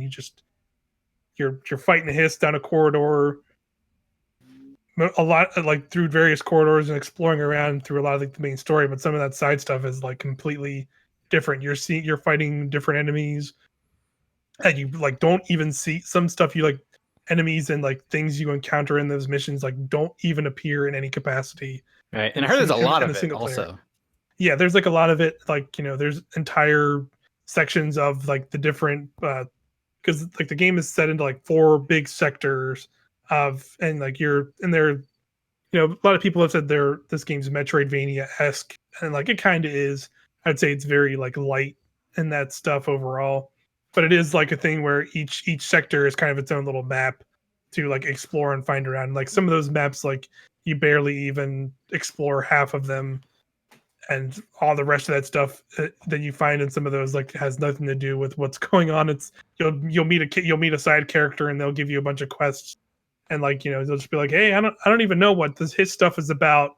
That seems whatever. By the way, I'm fighting these weird underground mold monsters, and this mold, if it takes over the thing, will like kill everyone. I don't know what's going on. Whatever, you help. But like and it's just like it's like a ton of stuff like that. Where you're just like, okay, this came like this is just so bizarre, and I love it. like for me, like again, I didn't get to play a lot of it this week. Unfortunately, Xbox Live was down yesterday, and that was my day where I was going to play my controls. Oof. Yeah, it was like you couldn't sign in, so it would sign me out, and then it like couldn't authenticate that I was ended. signed in. Yeah, Gotcha.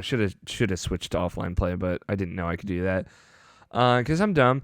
But when you go to like the second section, which I think is like the underground power area, the maintenance, maintenance area, and like I saw a second full screen map, which I didn't think was going to be in this game for whatever reason.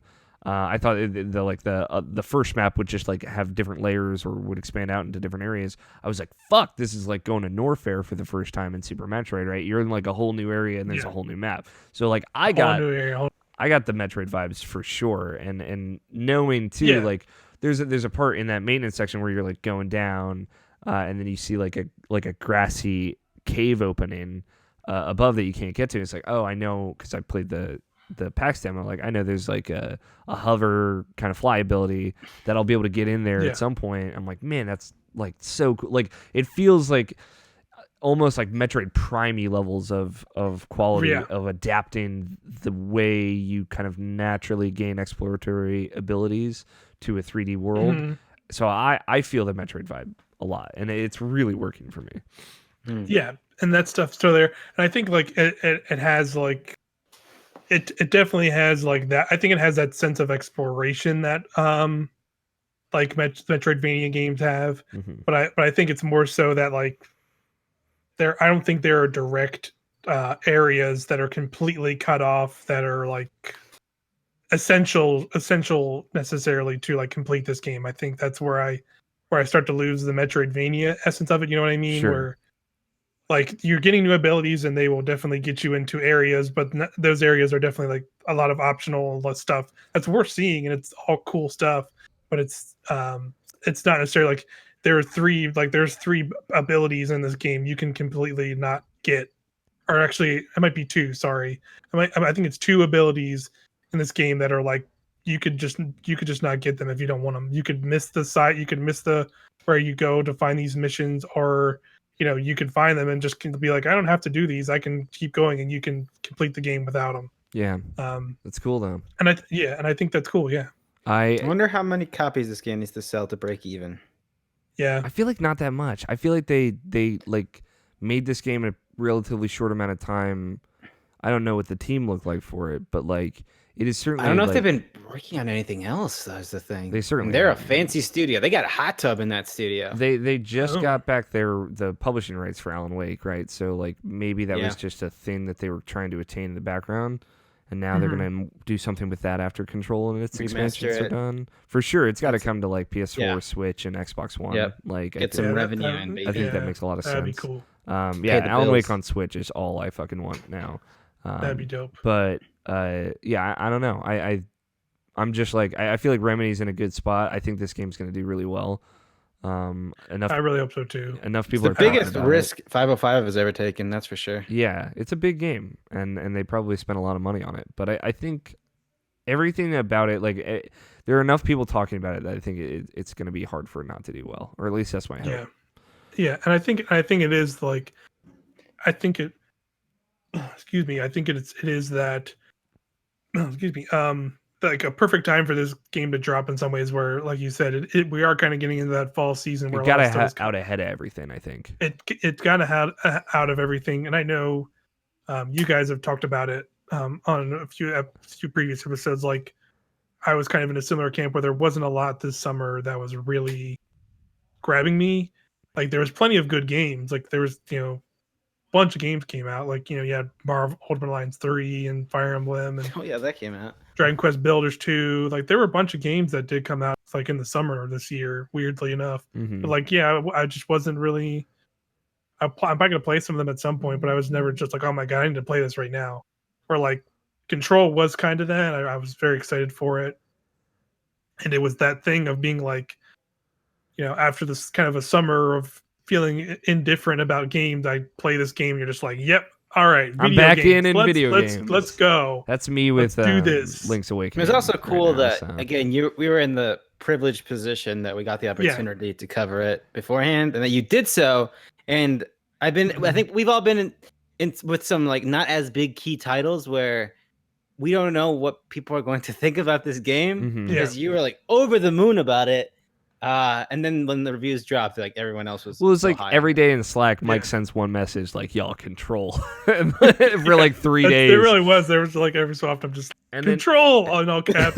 And then you dropped your like, here's my review for edits, and then like the Wednesday, you're like, I got the platinum. It's like the game comes out on like Tuesday. You know that, right? So yeah, it was. Yep. You were definitely into it. So it was, we were expecting good things. I'm already looking at the Epic Game Store to buy this game on PC. From the worst demo blessing at a Yo-Yo Jr. ever played to maybe Game of the Year. Yeah. Whatever. Going to the top, baby. Just take it. Yeah, I don't know. It's like that's great. It's like the first big game of many, right? Like for I think the fall. So yeah, Death Stranding is still coming out, y'all. Like I don't. It's ready to pee on some mushrooms. Let's go. Yeah, I'm excited to strand. I'm excited to be in the stranding genre of video games, which I guess doesn't exist. Let's strand it. It's still a game where the left stick moves and the right stick aims. So I don't know if we're in new genre territory, but we'll see. Right. Is that all you've been playing, Mike? Yeah. That's the important stuff. We played some stuff together, but we'll talk about that. Yeah. In a little bit. That's live on the internet for people to watch, really. Yeah. Let me go through a couple of quick ones, and then we'll take a break of mine. Okay. Of video games that I played, because I played some video games.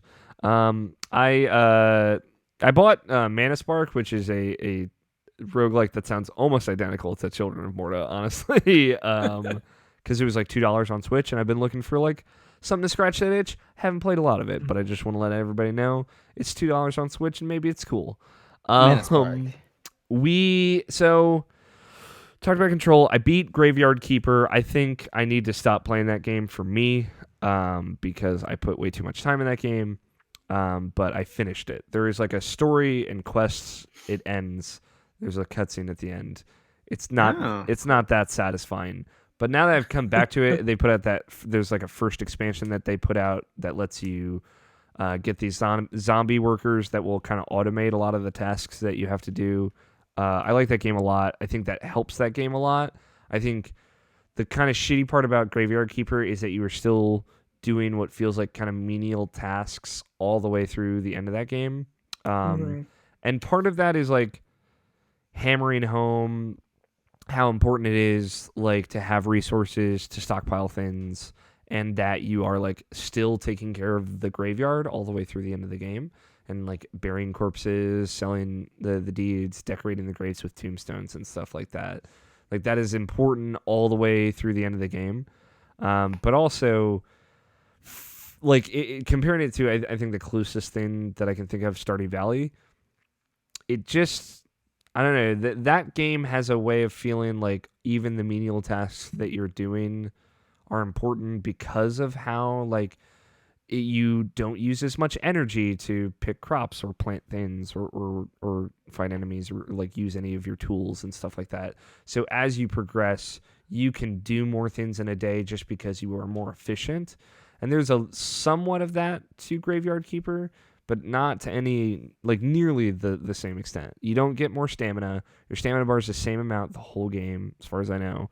And for the most part, most of the things that you still do, from chopping trees down to like the end of the game, don't change that much of how much stamina they consume. So like you still kind of feel as feeble at the very end of the game as you do at the beginning of the game. And it is not as satisfying as some of its other contemporaries. Do you think we can get Tiny Build to send us one of those PAX coffins? Ooh, shit. Maybe. I've played like there's no way for me to know how long I played Graveyard Keeper on Xbox One, but I have like over 370 in-game days in that game. So it's a lot. I don't know how much that translates to, but it's a lot. Interesting. So I came back to it at the beginning of August, for your point of reference, like pretty much a year since it came out. I was about to ask that because you played this version, I think pre Xbox One X or maybe after, and it was rough. If you told me, it was still after Xbox One X. It was a year ago, so okay. They definitely patched it. It definitely does not have like those framey issues it used to. It happens every now and again, but it's way smoother in experience, and I think there's like virtually no load times on Xbox One X now, which is great. But so I think like the kind of hitches helped me get through it a little bit more. I was more in the mood for this kind of game now versus last year, and so I could get through it, but I still had those kind of issues with it. I feel like I want to write something about it because I put so much time into it. I did play a lot of this game, it has to be over like 100 hours that I've put in over the last month, but I don't know what I'd say. It is just a kind of different take on Stardew Valley, which is like all I wanted it to be, and I think it does a great job of being that. It has some problems, but I think it's great, so I would still recommend it. It's on Switch too. I bought it on Switch as well. I played it. I've been playing a little bit there, a lot less, especially since I beat it. But it runs like at a lower frame rate, but it's still like pretty serviceable on Switch, which I'm happy to say. I beat Gears 4 for the first time this week with Mike. We did. We streamed the whole thing, so you can go watch us play it. But that was fun. I had a lot of fun just playing with you. I think like now I've thought about it because I was thinking about it a little bit earlier today. I feel like the mechanical like front to back story of Gears 4 is like really just not that interesting, except like when stuff gets kind of wild at the end. But like I think about like the times when we like the room with like the chains that would move around and you had to use them as cover, or where you're fighting the Guardians, or like the times when you're doing things that are different or engaging in the world in the cover differently are really great. but there's so much time between it that's just like everything else. That kind of bums me out. And like really thinking about it, like I feel like the story just does not matter in that game at all. And maybe like it didn't matter in any of the Gears games before, but like it's just Dom cries. You're telling me I should not care about the exciting adventures on planet Sarah? Yes. And then I played Gears of War. So Locust Horde. It just like I don't know if it's missing something that the original Gears had, but like it's like there's no villain, you know, like there's no villain to this story. It's all kind of like a mystery that's happening, and we were talking about what we were playing it, Mike, but I really think like the tease. Are there like chappy robots in that game? Yeah, yeah. You fight robots for like 3 acts of that game. Yeah, that's like the start of that game. Is because like the start of that game, like I was trying to think of like the way to describe it. Like it feels like how like if Gears of War was like if Gears of War was like an 80s action movie that had like a cult following, a bunch of fans. I mean, it kind of brought it back. It's like Star Wars Episode 7. Yeah, and it feels like, you know, it feels like the movieization of like them trying to bring it back in this modern text, but it's like, oh, all the actors in this are super old now, so we got to get a bunch of young hot actors to like do this thing again, and like, but we have to like kind of twist it a little bit. Like it definitely has that. Gears 4 has that vibe of like it's like them trying to reboot a classic franchise in a movie context, and like it feels very like cookie cutter how movies try and like bring back those franchises in terms of like here's a new cast of people and they're kind of different, they're modern and cool, and like, you know, and it's just like that take on it. And but we still gotta have that old Gears of War. Look, it's Marcus Phoenix. Yeah, he's still being shit. Yeah. It's that, and like I pretty much agree with you of like the story kind of doesn't matter, but like the stuff you do in the game, like it's still kind of fun. It's fun. It's still fun to just be like, all right, I got like I got a boom shot and I can just shoot across the map, and it just super satisfying to just watch it launch off, hit a dude, and he just like explodes into a bunch of dumb pieces like in a comical fashion. And you know, here I am just chainsawing a dude, and for whatever reason, here I am like taking a grenade and tagging it onto a dude, or like throwing it into one of the holes so a bunch of more dudes don't spawn. Yeah, like the base stuff that's like you do in the game is just like, I think it still can be fun. Yeah, but everything around it is just like whatever. Like, but so it doesn't. It's like, you know, fun fact. Roger Picorni did a great video essay. I was going to mention Roger Picorni's Gears of War 4 on Gears of War 4, comparing it to like exactly what the concept you're laying out, Mike. Oh, really nice. Yeah. So I think you would really dig that. But too, like I think like they really went for like an Uncharted vibe with this, right? JD has such a Nathan Drake vibe to him, and I think Dell, JD, and Kate are all likable, great characters, and I like their chemistry together. But like the thing, and I might get a lot of flack for this from some people, and I'm sorry, but like the thing that Gears is missing that I think Uncharted has is like, after all that's said and done, I care. I found out in Uncharted 4 in a lot of ways that I actually really care about these characters, and I'm invested in them in a meaningful way. And at the end of Gears 4, I don't necessarily feel that for Del, JD, and Kate. I still felt that for like Marcus and Baird and Tom, though, or not Tom, Cole. Like seeing them again was fun, and Marcus, like when he's put in danger, like that felt like stakes. But like when Kate's mom is in danger, it's like, I don't really know you, like, and I like I like you, and I like how you banter with the other characters, but I don't like, there's just nothing past that really. Right. And I think that's why like that ending of Gears of War 4 and like the kind of final scene of that, and it leading to Kate being the protagonist of Gears 5 has me kind of hopeful that will change. Yeah. I'm in a similar state of just like, I'm hopeful about Gears 5, and everything I've heard seems like it sounds like a little, at least more interesting than 4 was. Yeah. And overall I had an okay to decent time with 4. So like I feel like if I can go into 5 and be like, all right, this is like a good time. Mm-hmm. That's good enough Yeah, for me. that's a good enough improvement, and it'll at least give me some hope for Gears. Yeah. But like, I don't know if they're trying to tell a new trilogy. Like, again, I don't know the scope Yeah. of what they're trying to say with this, right? Yeah, we really don't know the scope. Because the like, man, just like thinking about the lack of villain in Gears 4 is really like cutting it apart for me. But like, it ends, you fight a big swarm monster, you don't know what the state of the swarm is, you don't even know if they're still around, because like, as far as you know, this is the only nest of that exists. Because we don't have it. Like, I feel like Gears 2 and 1 to some extent, like, set up like this is a whole world of thing. The whole world is at war. Like, we've lost a lot of ground and we're fighting, right? Like, I don't know if like anybody else knows about the swarm. I don't know if there are other human colonies. Like, I don't know what the state of, like, they don't build out the world of Gears 4, and there's nothing that we're really fighting against other than the swarm in general and like bad people, I guess. So I'm left at the end of Gears 4 like confused as to what happens next, or where this even goes from here. Yeah. So, totally. Banjo, what need you say in Smash Brothers? Super Smash Bros. Ultimate continues to make all of our dreams come true.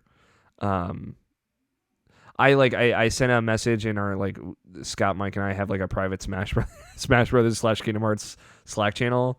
And I sent a message that I think is like the most, all I need to say about Banjo being in Smash, of like, I played through Banjo's classic mode, and I like got choked up at the end because it just felt so right. Like, it felt incredibly true to what I wanted this to be, or I've wanted Banjo being in Smash, like what that should look like and feel like, of like fighting kind of like all the OG Smash characters and all these other duos.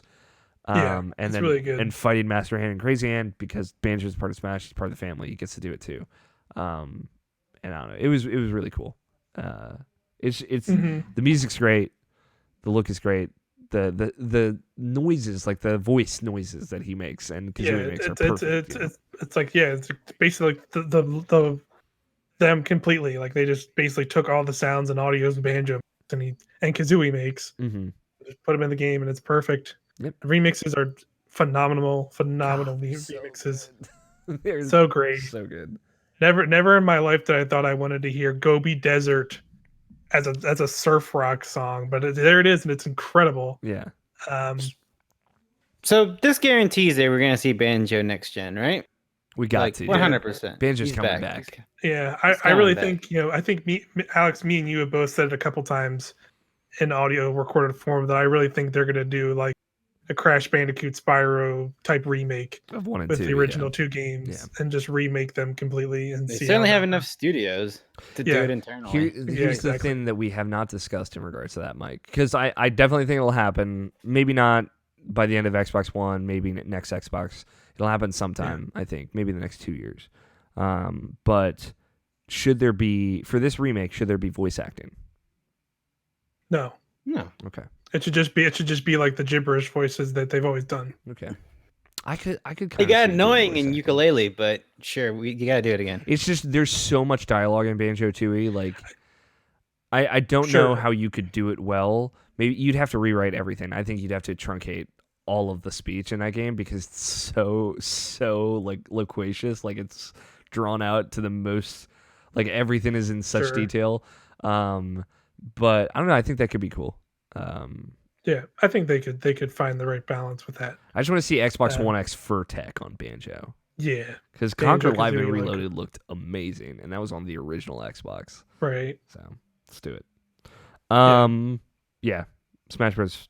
DLC. I truly, I've said it again. I'll say it here briefly. I love what that game is, like what Smash has become. Yeah. Just it is a celebration. It very much feels like the last time we're ever making a Smash Brothers game, though. I gotta say, I think it's the last time Sakurai is ever gonna make a Smash Brothers game. Yeah, exactly. And he's going out on it's top. Just becoming like this massive celebration of beyond Nintendo of just video games. Is like I love it. Yeah. So it's so awesome. We got Xbox characters. We got like traditionally PlayStation characters there now. Like, it is truly everything has come together. Y'all motherfucker. Fucking gonna put this on best old game of the year and just fucking hell yeah. Yeah, Mike brought this up while we were like doing our post show. I was like, I don't know if you're gonna be able to swing this. Mike's I like, talked do about you, music. do you think? That was more of a joke. Yeah, do you think I get this music at Best New Music? It's just for our private Get like attacked. Banjo limited run podcast that we're gonna do. Yes, you can, but Yes. not for Game of the Year probably. Excited when you get the Game Boy Advance game. Oh yeah, Oh, yeah. I talked about it. I played the first Game Boy Advance games and I love it. Was that Grunty's Revenge? Was that the one? Grunty's Revenge, yeah. It's like I heard one of them was actually really good. I think it's Grunty's Revenge is a good one. It's weird because like the first like whole world you go through without Kazooie, so you're just Banjo, Oh, because Kazooie gets kidnapped or okay. Breagle napped. Yeah, because I heard one is basically just like a Banjo game, but it's like it basically is like those classic Banjo games, but it's just kind of like top down. Yeah, it's like a top Obviously, down it's like on a Game Boy adventure game. Advance. If you So, played the Conquer Game Boy Color game, it's a lot like that. I didn't play any of those. It's like a top down adventure where you have to kind of go get things for people, and they'll It's rated E for everyone. give you tools to explore more, like Metroidvania-esque. Okay. Let's take a break.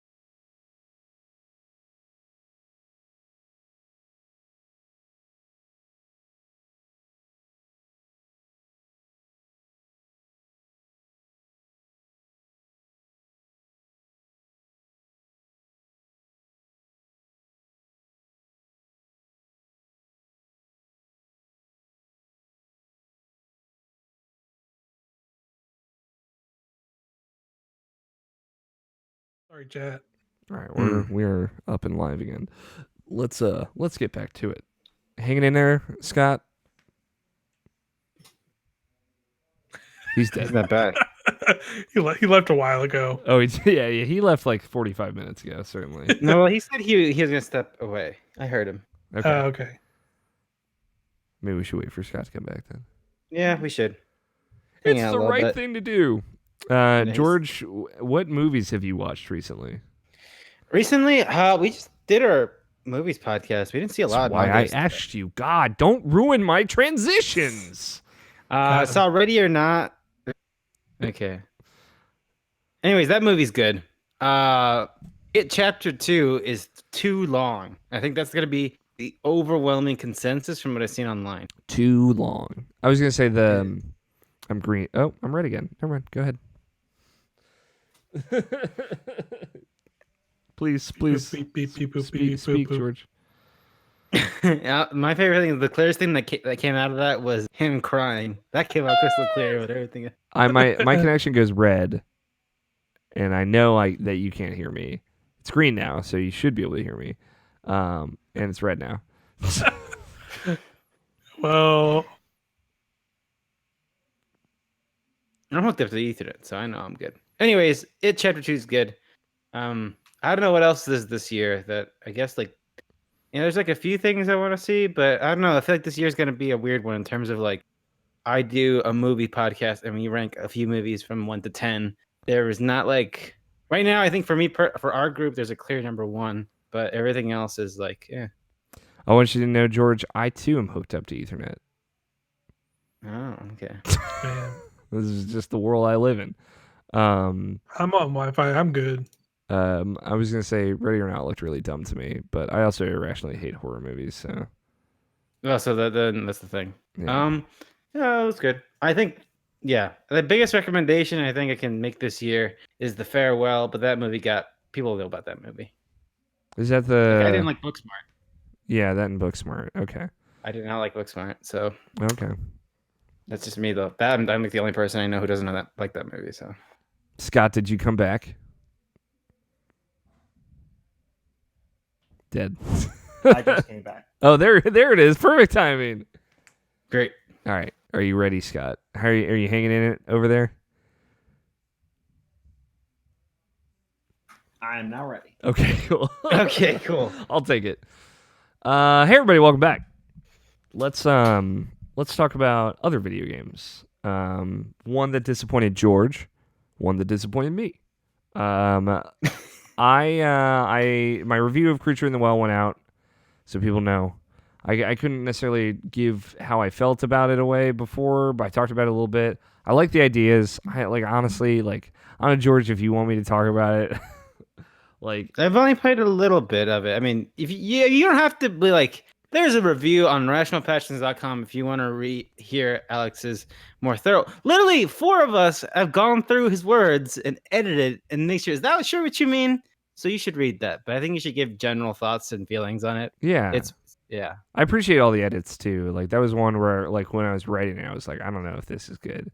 That was like all hands on deck. Yeah, and then after Jared edited it, and I was I sat down to go through those edits twice.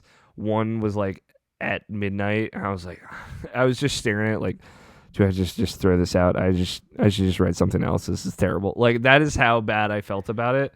That was the hottest, the most this needs work I think I've seen from you, but it was good. It just needed a lot. It just needed work. Yeah, it's one of those things. I think I have trouble talking about games that I don't like. That's why I don't do it. Right, but I think it's a valuable. Yeah, Jared says that a lot. He's like, make sure you talk about as much about the things you don't like as the things you do like. Mm-hmm. And it's weird because I gave it a 5.5, and I feel like I did when in the writing hang a lot on the negative. But it's hard for me to elaborate on what I like about it.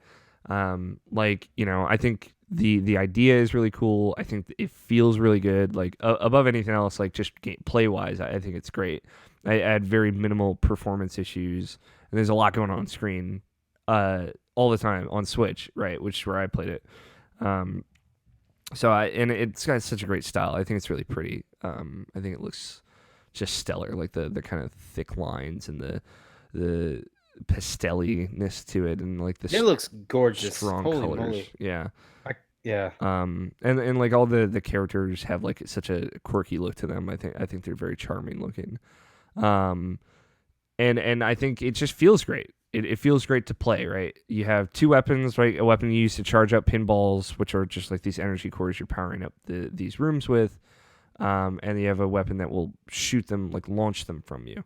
Yep. And Top down. very Zelda-like. And you're kind of going through rooms in a map, in a dungeon map. Things I don't like, right? They reuse a lot of the same rooms, like all the way through the game. And it just feels like each like floor, because you're going through like these like 7 floors of this big machine that you're powering up.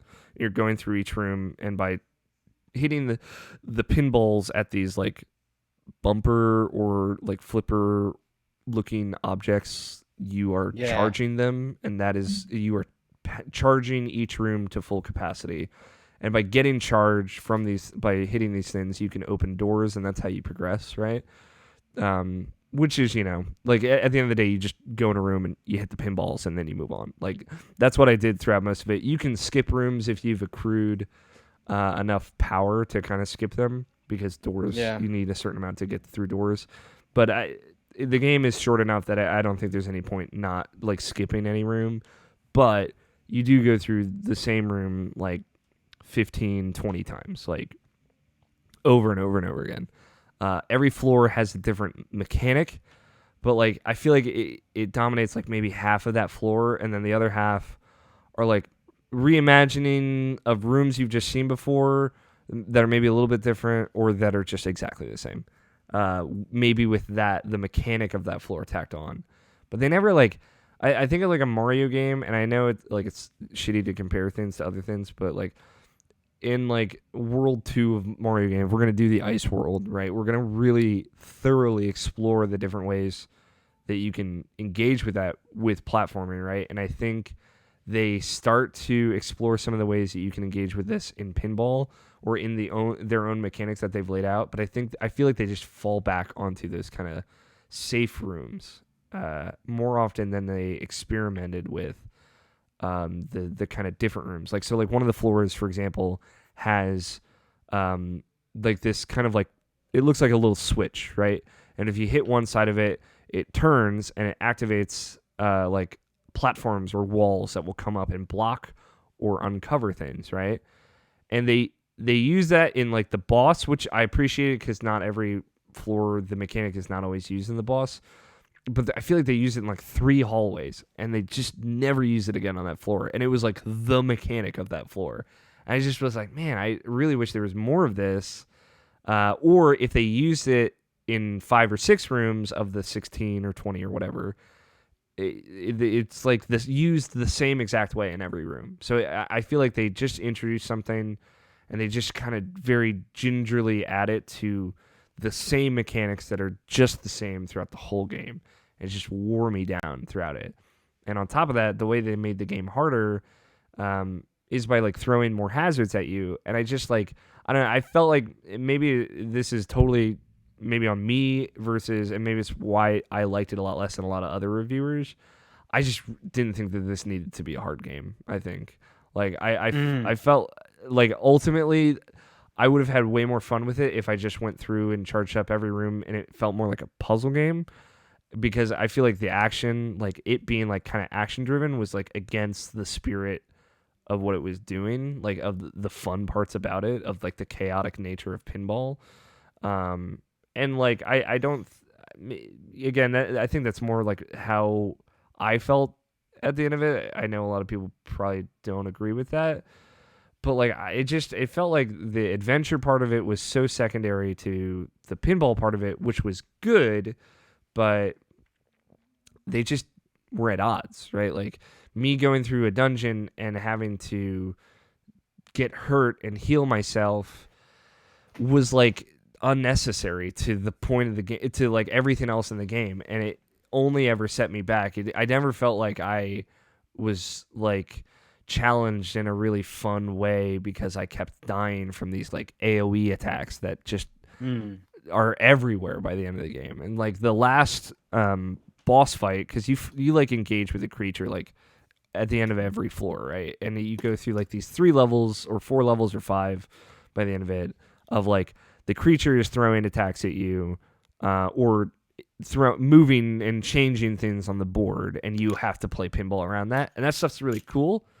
But the last one is just like each corner has one of these AoE bumpers on it, and if any of them get hit by any of the chaotic 1,000 pinballs going on, it blasts out this radius that you never have enough time to dodge if you're like standing there. So I ended up just standing still in a corner, kind of out of reach of one of them or 2 of them, and like only watching the one that I needed to avoid and just trying to beat it that way, because like it didn't feel comfortable to be moving around, because there was less I could control, and if one of the bumpers went off and hit me, it does like a third of your health, so you can only really take 3 of those hits. And it's a long fight, and you don't get to heal at any point. So it was just me like not actively not engaging with the hazards because I was frustrated, not because I like felt like there was something I could do about it. Like I was just kind of hiding in the corner. And it was one of those things where while I was playing it, I was having a good time, and I really liked how it played, but like I just kept getting so frustrated with it. And by the last world where I died like 30 times or whatever, I was just like, I'm not having fun. Like it was like I came to that consensus of like, this is really just not, this is miserable for me. And I don't know, it's just like there's like one secret in it, like one actual like little secret challenge area that's kind of cool, but also just kind of by the time I got to it, I was so done with it. Like I was so frustrated by it. And the thing that you get at the end of it like is not that great at all. So just by the time I was through with it, I was like really frustrated. And I think like that is the feeling that I wanted to convey after having put like 10 hours into it. And that's a bummer. I might be the lowest score I think I've ever given anything. It might be the lowest score for that game. I think it probably is. And that sucks. Like again, I hate talking about things that I don't like. I hate trashing on things or being down on things that people do like. But that is just true to how I felt about Creature in the Well. Like I was so excited about it. It was one of my favorite games I played at PAX. And by the time I was through with it, I was just like, I really liked this idea at first, and now I have an aversion to it. I honestly don't know if I would want to play something like that again, unless they significantly like maybe added enemies that you had to fight, or like had people that you could talk to, or quests, or like an inventory, or anything more than just what's there, because it feels so bare bones. And that's how I feel about it. Two Creature Too Well. I have nothing else to say about it other than it looks very pretty. I'm gonna keep messing around with it. I'm mainly playing it because it looks so pretty, and because friends of ours worked on it. Mm-hmm. But yeah, that's all I gotta say really about it. Yeah. I have the icon on my desktop, so I will play it at some point. Yeah, too. give it a shot. I think most people will jive with it. I think it really didn't click with me, for whatever reasons that I laid out, and whatever you can empathize with. But I hope people like it. It's I never wish for things to be like forgotten or left in the dust, even if I don't like them. So, Right. But yeah, do you feel like you have a better understanding of where I'm coming from now, George? Yeah. Okay. I also played through Man of Medan 3 full times in the last week. Nice. Only with other people. So keep in mind, like, all of my thoughts are really on that cooperative mode, which I think is like just incredible, honestly. I think it's the best thing about that game. Yeah. I've not played it by myself. I don't plan on playing it by myself at any point. I want to do the theater mode and play with my roommates at some point, but I love that game. It is exactly what I wanted after Until Dawn. Like, even like I wasn't expecting the 2-player mode to be as good as it is. So I think it's even more than what I wanted, to some extent. And it, at some point the character named Alex in that game says, "Let's just chill out and be legends, bro." And I think that's the exact kind of energy I needed. Just chill out and be legends, George. You know what I mean? Yeah. As for you, George, you did not like it as much. Yeah, I didn't like it very much. I think it was pretty disappointing. Yeah, I mean, my review's out there. You should read it. You should watch it. Because we gotta go through this shit. But yeah, like Alex playing it like through the multiplayer mostly. I think Scott and I both came out agreement. Like the best way to play this game the first time is with a friend online. As someone who liked Until Dawn and playing it by myself, that bums me out. But that's just facts. Like that's just me being real with you. Like I think the multiplayer is the way they did it is so cool, so innovative, and I think they clearly saw how people played Until Dawn in all the multiplayer modes. But yeah, I think I was pretty disappointed by it. I'm looking forward to the next one with Will Poulter. Excited to see what tree he pisses on this time. Fuck yeah, dude. So yeah, I don't know. Yeah, we'll see how it is. The next one's coming out early 2020, I think they said. They just said 2020 right now. Yeah, I'm glad that it was already funded. But everyone else likes it. I think I'm an outlier. I think I've seen some other folks. I think DualShockers also gave it a 6, but that was mainly on it running bad. I don't know if they patched. I don't know by the time people played it on release, it got better. But I thought the previous version was. I had some performance hitches, but like maybe one or two, across multiple playthroughs. I mean, I get it though. Like I see, especially like single player, it definitely seems like such a smaller scale. Like I don't know, the way I played it with Jacob Bryant first time through, which is just boy, what a that's good. Yeah, that's very good. That sounds fun. I played it single player, but I played with a group of friends the first time I played it. Okay, and I think we all walked out being like, it's pretty disappointing. Did you do the theater mode or did you just pass the controller? We didn't know about I didn't know about theater mode at the time. That maybe would have elevated it a little bit more, but yeah, I think again, like it's fact is like I know like there's like my podcast folks and some other people, and like we are an incredibly horror like we are very biased towards horror movies because that's what we love, and I think I was like this isn't cutting it at all. I liked how cheesy and stuff it was. Like obviously Jacob and I, just 50% of the games we play together are arguably bad, so maybe that like helped. But like it was exactly the kind of game for us. We got everybody out alive. It was just a great time. Played a little bit with Nobshin, played it all the way through with my friend Justin as well. And just I love it. I've seen different things every single time I've played it. I've seen different complete scenes every single time I've played it, which is awesome. Cool. And also seeing things from different characters' perspective, which I feel like is way more a factor in this game than it is Until Dawn, and I actually really like that. Like obviously Until Dawn is a little bit more structured. I think you're gonna get to these areas as these people, and people don't. I feel like the main characters don't really start dying until the very end of that game. Yeah. This is way more of like a wild card situation. And the comparison I made to Jacob was this is like if Until Dawn is like a season of a teen drama, this is like a movie, like by comparison's length, I think. And it feels like a little bit more compact, but the appeal of it is more like having different people in different situations because they're going to play out very differently, or you'll see different things. Or you'll have different options open to you. And I really like that stuff. Just seeing all the permutations of it. Much like I liked it with Detroit, Yeah, last thing for me, I want them to get weirder. I want them to explore the space. I want them to take more risks. I want them to do better. I think this is harsh, but like the fact they have this space. Like again, one of my favorite things in the world, horror anthology. And I think the way they played this first one, it's too safe for me. Safe. I think it's I don't know, but I don't want to.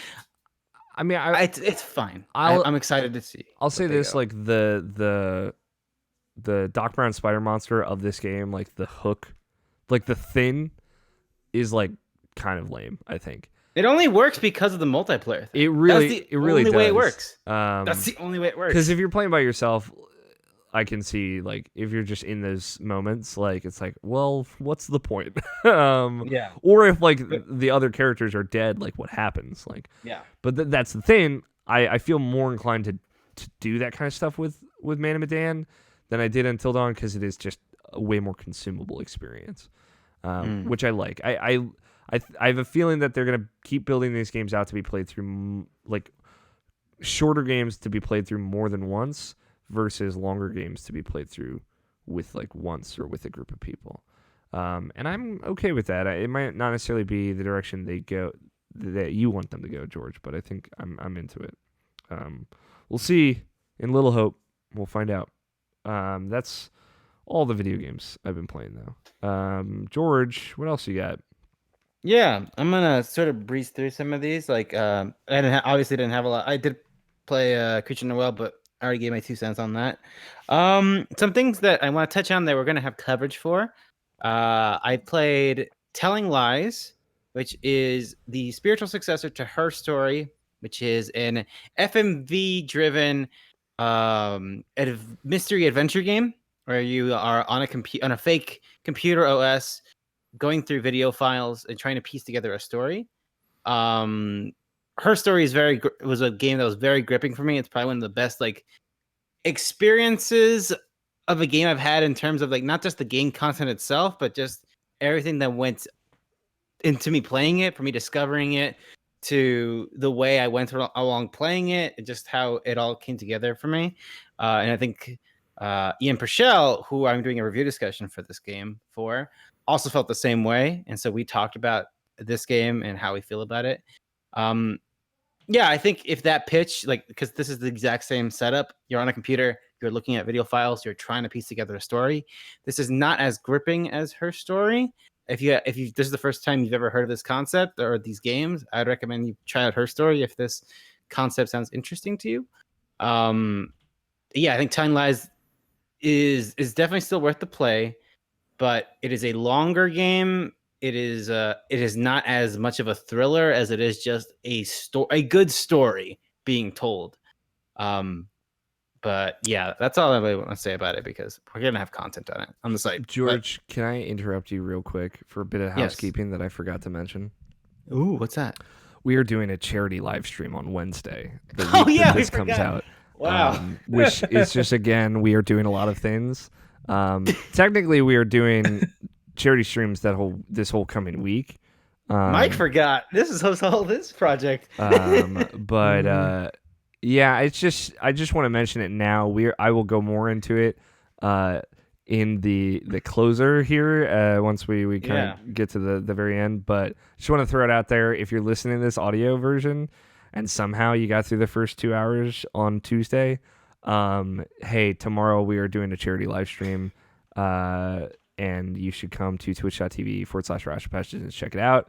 It's going to be a lot of fun. Mike is streaming Breath of the Wild for it as well, as always, Sunday and Tuesday. So the back to your regularly scheduled video game talk, but we'll get to that later.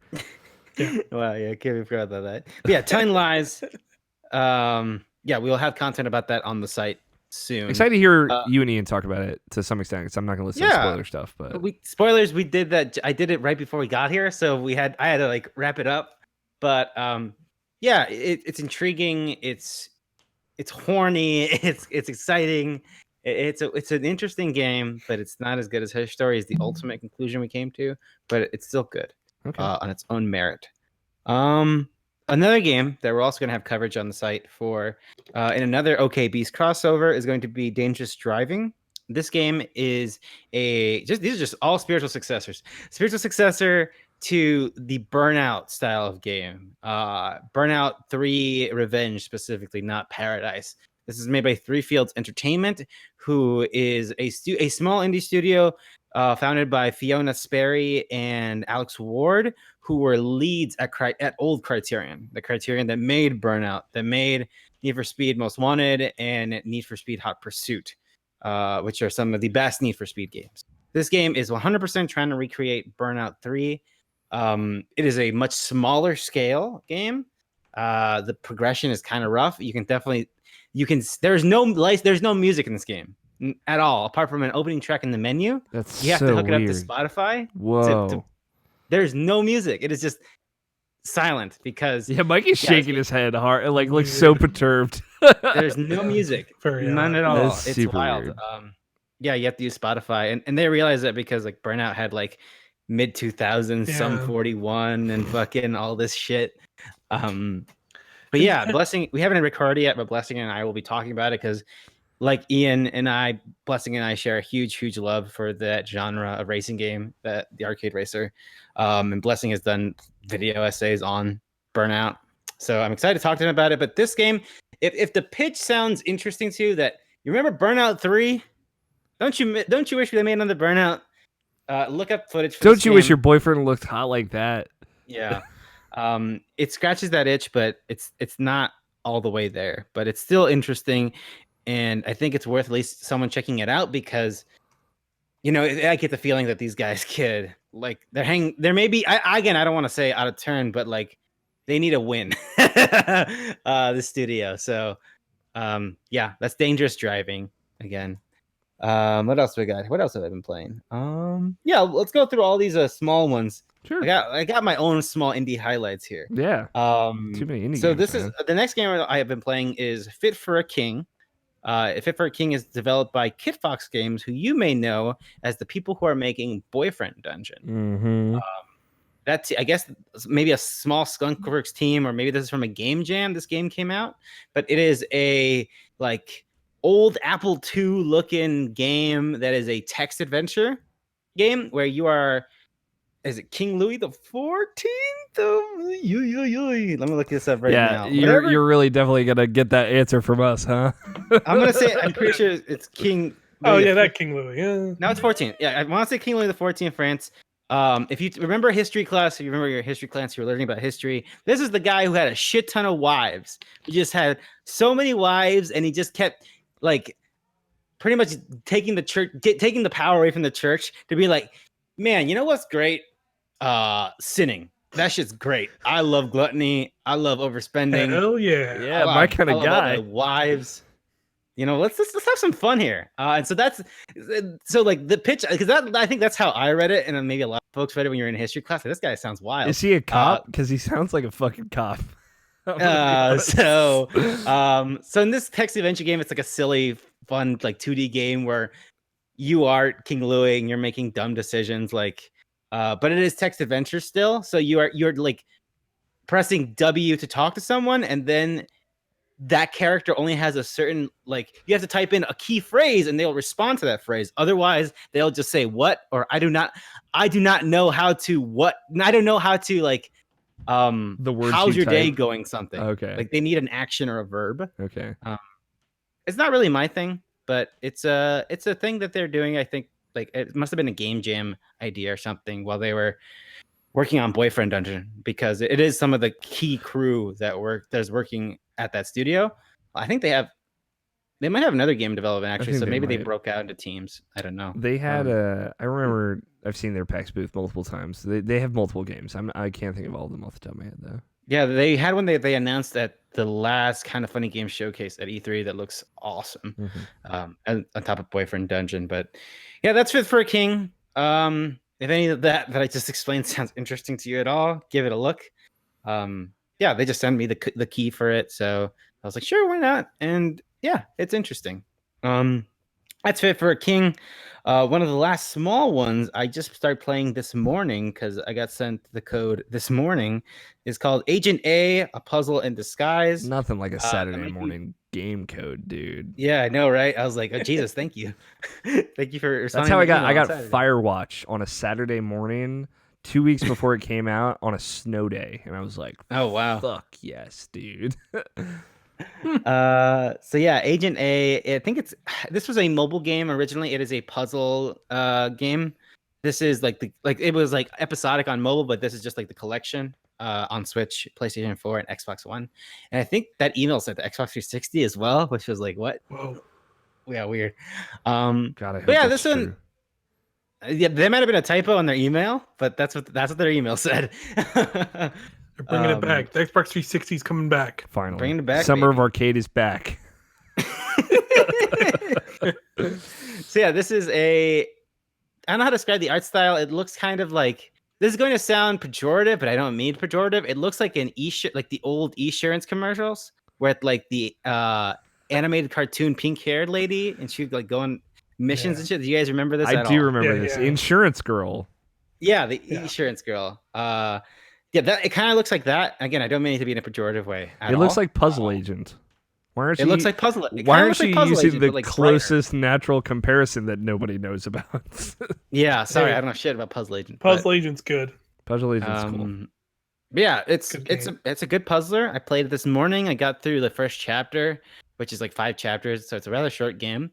But I got through it without much like it was just the right amount of challenging, like just the perfect amount. Where like at no point that I feel like looking up a guide, at no point that I feel stumped. Like there was always something where I could like tinker around with, and then eventually like, oh, that probably goes over there.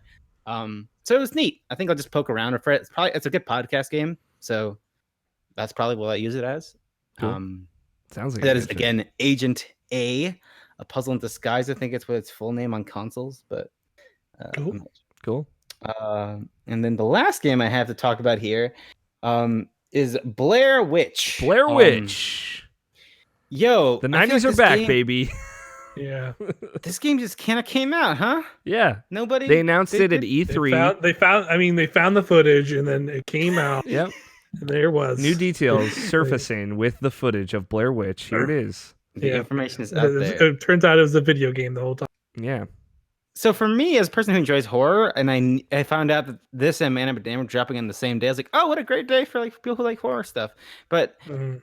Blair Witch was weird. Like the embargo was like the game released, I think at like 10 a.m. on Friday, Yeah. and reviews didn't hit until that switch was flipped at 10 a.m. on Friday. Mm-hmm. So there was like no way to get any coverage until it came out. So Right. it was a weird thing. Like I knew about it. Like Mike even was on Slack. Like, yeah, that Blair Witch game came out. I guess I don't fucking Yeah. know. Looks I knew fine. because I was downloaded to my Xbox with Game Pass. But also, I play video games with Justin Graffius every week. And he's like That's very much a huge- Justin game. Huge horror fan, right? So like, Yeah, it's a Justin game. the thing is, it's not a Justin game because he doesn't like the like Layers of Fear games, of which this is developed by those same This is guys. the developer. Yeah, Yes. he doesn't like the Amnesia, and I hope I'm representing him correctly here. He doesn't like the Amnesia style Layers of Fear, kind of like walk around and Outlast. nothing happening. Yeah, he loves Outlast and okay. Outlast 2. Does not like the Layers of Fear games. Okay. So I haven't played. I never played those. I was a horror guy, but I never got around to playing those Blooper Team games. Mhm. They also made Observer, I believe. Yes. So Blair Witch. They made a Blair Witch movie back in 2016, directed by Adam Wingard, which was stealth released as a Blair Witch movie. They kept marketing it as called The Woods, and it wasn't until like the first like press screening they revealed like it's Blair Witch, bitch. Got him. That movie sucked. I really hated it. Yeah, I I heard had it was one bad. friend who we met, a lot of my close friend group here on the real world, not internet world. Like we all shit on him for liking it, but I love Adam Wingard so much. Like I love that director. He's made one of my favorite horror movies of all time. So that was a bummer. So the Blair Witch brand, and I don't even like the original Blair Witch that much. I haven't seen it in years, but the Blair Witch brand does not have cachet for me. But I still wanted to play it because it's an interesting thing that they're making a Blair Witch game in the year 2019. So I played it last night. It's so weird. This game is a game where you play as a man who I'm too early in, so I'm not sure. He either was, he's for sure an ex-police officer, but he might have been, he might have served in the military at some point. I'm not sure, but he has PTSD. So you are going out as a search party because this boy is missing in the Blair Witch Woods. So you and your dog go out to look for this kid. And the thing that they did not sell about this game, at least so far in the intro of this game, this is a walking simulator with like some horror stuff about a man and his dog. Because you can pet the dog, you can like encourage the dog. Like the dog is like your main mechanic here. You are sending the dog out like, hey, boy, go look for the thing. The reason you're with the dog is because of the PTSD. Like when he is alone, like it's a therapy dog pretty much. So a lot of the horror sections in the game are when like the dog gets lost. And so like when you find the dog again and like pet it and stuff, like you get more grounded and stuff. So it's really about, so far what I've played, it's about the relationship with you and this dog. And as a new dog owner, as a new person who is to the dog pet experience, I am super taken by this game. Okay. Like Cool.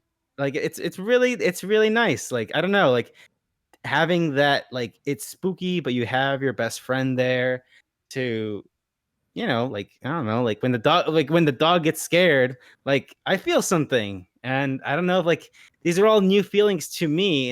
And I'm 25 years old, but I've never been a big animal person until I've had a dog. And so maybe this game is just suckering me, but I like it a lot so far. Like I was really surprised with it, so I'm gonna keep playing it. But I'm playing it on Xbox One because it's only on Xbox and PC.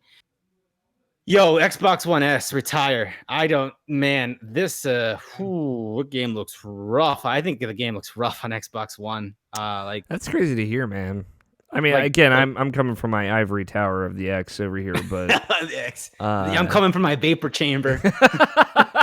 yeah. But it might be that the game itself isn't like optimized as well, and so they had to put out this like not great port. But it's so blurry, it's so compressed, and there's like no detail. Like all the textures are flat.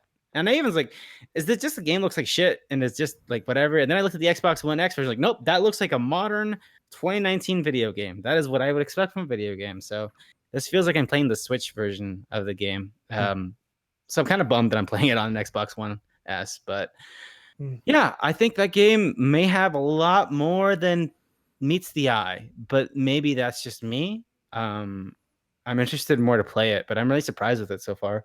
Cool. Yeah, that's all I gotta talk about. Really, Okay. it's a lot. That's a lot of games. We had a lot of games. Games. They're happening. Video games are happening. Like simultaneously in 2019, Kingdom Hearts 3 came back.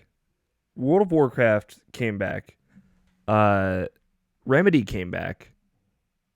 Banjo came back. What is happening? Yeah. We live A lot in of comebacks. we all come back. Well, a lot of comebacks. I think it's been a good year for it, but we live in a society. Is all I'm saying. We live in a society. We're all pumped about Google Stadia. I can't wait for Google Can't Stadia, wait for Google Stadia. a console that is coming out this year. Everyone's feeling the energy. It's so exciting. Phil Harrison, take my money. Phil Harrison, I'm come buying a here. Google Stadia too, and I think I'm the only one here. Yeah. I'm waiting to see. I might get in, but I probably won't. With the amount of times my jump internet in is day one crapped necessarily. out on this podcast Yeah. alone, I already know it's a terrible idea, but I gotta The Destiny platform. the platform for Destiny. Yeah, I don't know. I guess like cross save makes that like less terrible for me, but you Yeah. can't if you play on Stadia, George. Did you know this? If you play Destiny 2 on Stadia, you cannot play with players on PC. I saw that. Yikes. Yeah. That's a yikes for me, Doctor. That's a big yikes for me, dog. That's a Yep. Well, in other news, we have news.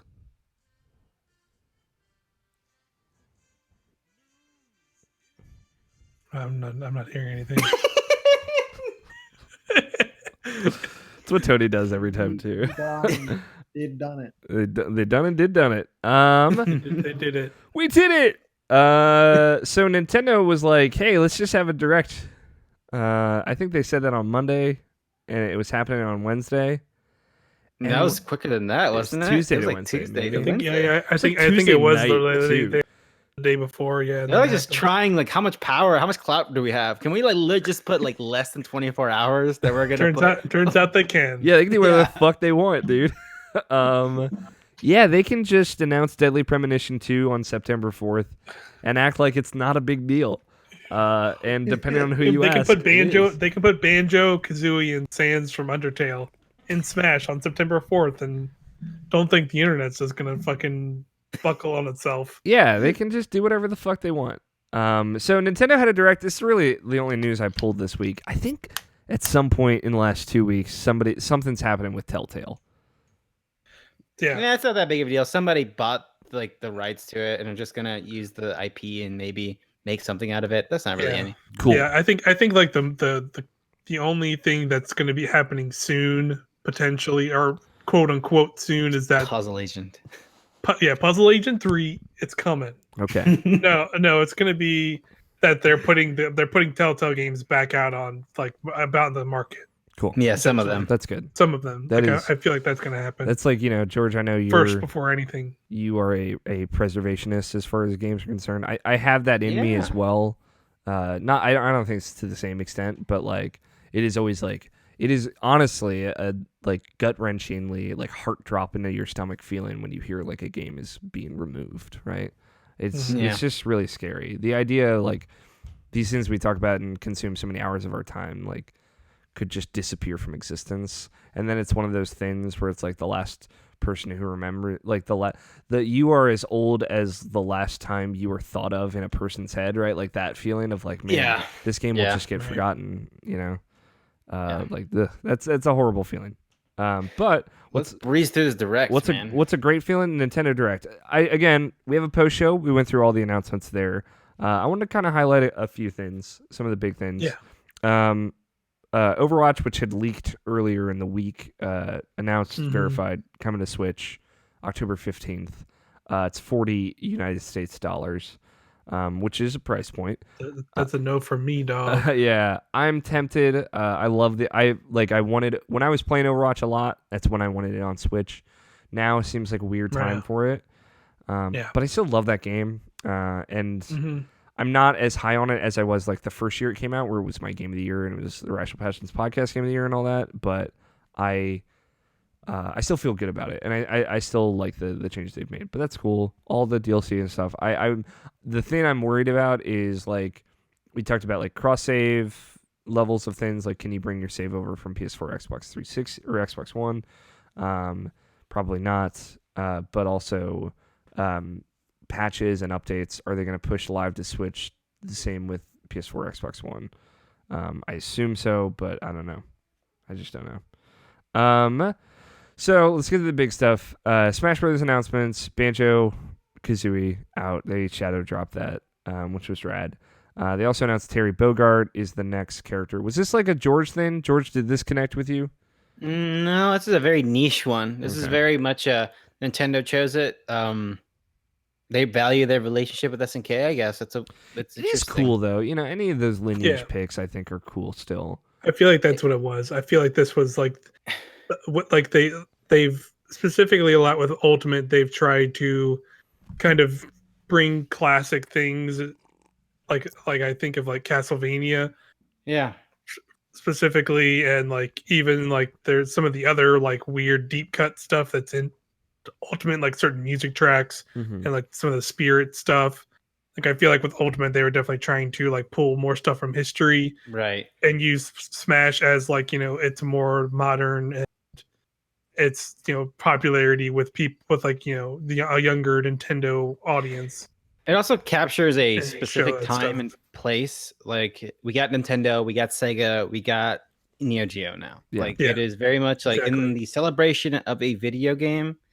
Video games as a idea, it is cool that they thought like, again, it is like that. It is very much the friend from like your best friend from like a period of your life, like that you don't have to invite to the party, but you should invite to the party, and it takes effort and thought in your behalf to send out that invitation. Totally. So it is cool to have SNK here, but it was weird to see everyone be so excited about SNK announcement. It was like a stellar announcement again, though. The trailer, the video itself was fucking phenomenal. Yeah. The trailer was incredible. And again, it was like such a different approach to versus like Banjo or Joker, right? And it was like again speaking to that audience very specifically. Like only people who give a shit about SNK games are gonna know who any of those people are, and that hit home for those people, and then of course the final announcement hits home as well. There's also the final middle finger on like keep not calling this a fighting game. Keep doing that. And it's cool like Ryu, Ken, and fucking Terry Bogard. Terry Bogard, Ryu, and Ken are in a fighting game together. Suck my dick, Capcom versus SNK3, which is like this is how you get Capcom versus SNK3 now. Yeah, which we were talking about just like 2 weeks ago on this podcast. Nabishin, I feel like, is the one that this would have spoken to the most. I haven't gotten the chance to talk to him about it because we were too busy freaking about other stuff. But it's cool. Most importantly, though, more fighters are coming. That is like the message they wanted to convey. after like Character Pack 5, so Terry Bogart's coming out sometime in November. After Character Pack 5, which will presumably come out before February, which is their deadline. And that we were talking about, I think will probably be announced during the Game Awards, and it seems like the right time. I think like either or they could pull what they did with like kind of Terry and like showing him, kind of teasing and showing him at the end of that Smash info thing they gave for Banjo. They could do something like that maybe. too. But I feel like they can do like a full circle and be like, hey, Game Awards, here's your final character. We revealed the first character. Here's the final of the Fighters Pass. Here's the final. Yeah, but there are more characters coming. They were very very much did not say how many more, but Sakurai did kind of like, he did a little presentation at the end where he showed off Banjo and then talked about Terry and other new stuff coming. He very much made it seem like he is very aware of how special this is and like how basically impossible it is, and that, you know, for the most part, he made that happen. Like I am of the mindset that without Sakurai, like the kind of extent to which this is happening would absolutely not happen. Especially seeing like him, like a month ago or whatever, like him and Kojima were hanging out or whatever. It's like, this is so great.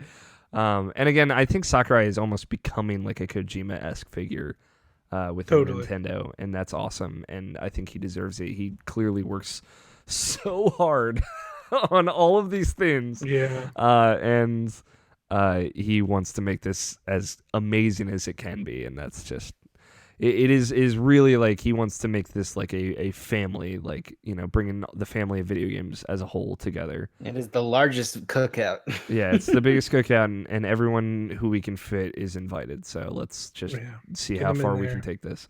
And it just feels good, man. We talked about it a lot in that post show, but it just feels good. Yeah. So more fighters are coming. Banjo-Kazooie joins Smash. Other big announcements, I guess, like on top of the Smash Brothers thing, I just want to talk about Toby Fox a little bit, because I know Scott, I don't know if you are aware of all the Toby Fox stuff that happened in the Direct, but so Toby Fox he apparently went and visited Sakurai in his home, which is wild. And he tweeted this super wholesome story about like playing Smash Brothers with Sakurai and driving home with Sakurai in his car, and he has a CD of Super Smash Brothers music that he played for them in his car, which is just great, and it's just a great image. So Sans is getting added as a Mii fighter costume to Smash Brothers Ultimate. Yeah, but he's in. Which is cool, and you know, I didn't necessarily expect Sans to make it as a full character. I don't even know what that would look like, but it's cool that he's there. I know people are pissed that he's not a full character. I get it, whatever. I'm again thankful for everything I can get. But what's that'd be a silly character. It would be a silly character, but I understand how you would do it, but I think at the end of the day that'd be like a silly character. Yeah, but what's cool is the exclusive. If you buy the Sans costume pack, you also get a special remix of Megalovania as an extra music track in Smash Brothers. Ooh. And for me, which is awesome, I know you would get that, Scott. But for me, I think like knowing, like hearing the history of Toby Fox and kind of following him for as long as we have, like having his music in Smash Brothers is like way more, I think, a badge of honor for him. And of course, it's Megalovania. It's like this song that's fucking plagued him for all of his career. Right. It's really cool though. Like that's awesome. But also on top of that, Toby Fox is like doing most of the soundtrack for Little Town Hero, which is the kind of smaller project game coming from Game Freak, the guys that make Pokemon.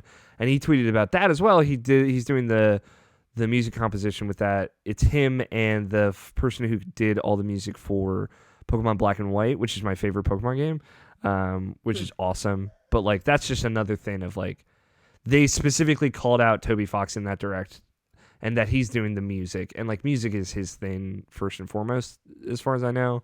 So it was good vibes. Like knowing how far this person has come, knowing how much they love Nintendo, and obviously like Undertale is kind of like this weird result of like an Earthbound mod.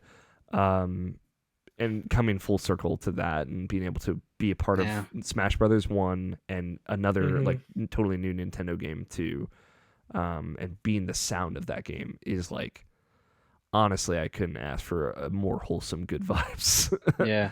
It's also kind of not the only Toby Fox news that's been circulating. Yeah.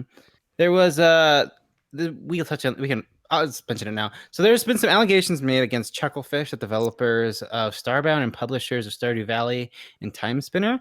The fact that like the game they built their company off of Starbound, there's a lot of people that are coming forward and being like, "Yo, making that game was not great." Mm-hmm. Took advantage of a lot of people's eagerness to work on a video game, and then not only didn't credit them, but also didn't see any compensation because that game did very well. One person who worked on that game and made music for that game was Toby Fox. Toby Fox left that project before it got finished, and they took the music off. But it was like around like 2016, once Undertale took off, those songs found themselves back in the game. Mm-hmm. But that's just the Wow. thing. That's just a small thing. Interesting. I didn't hear about that.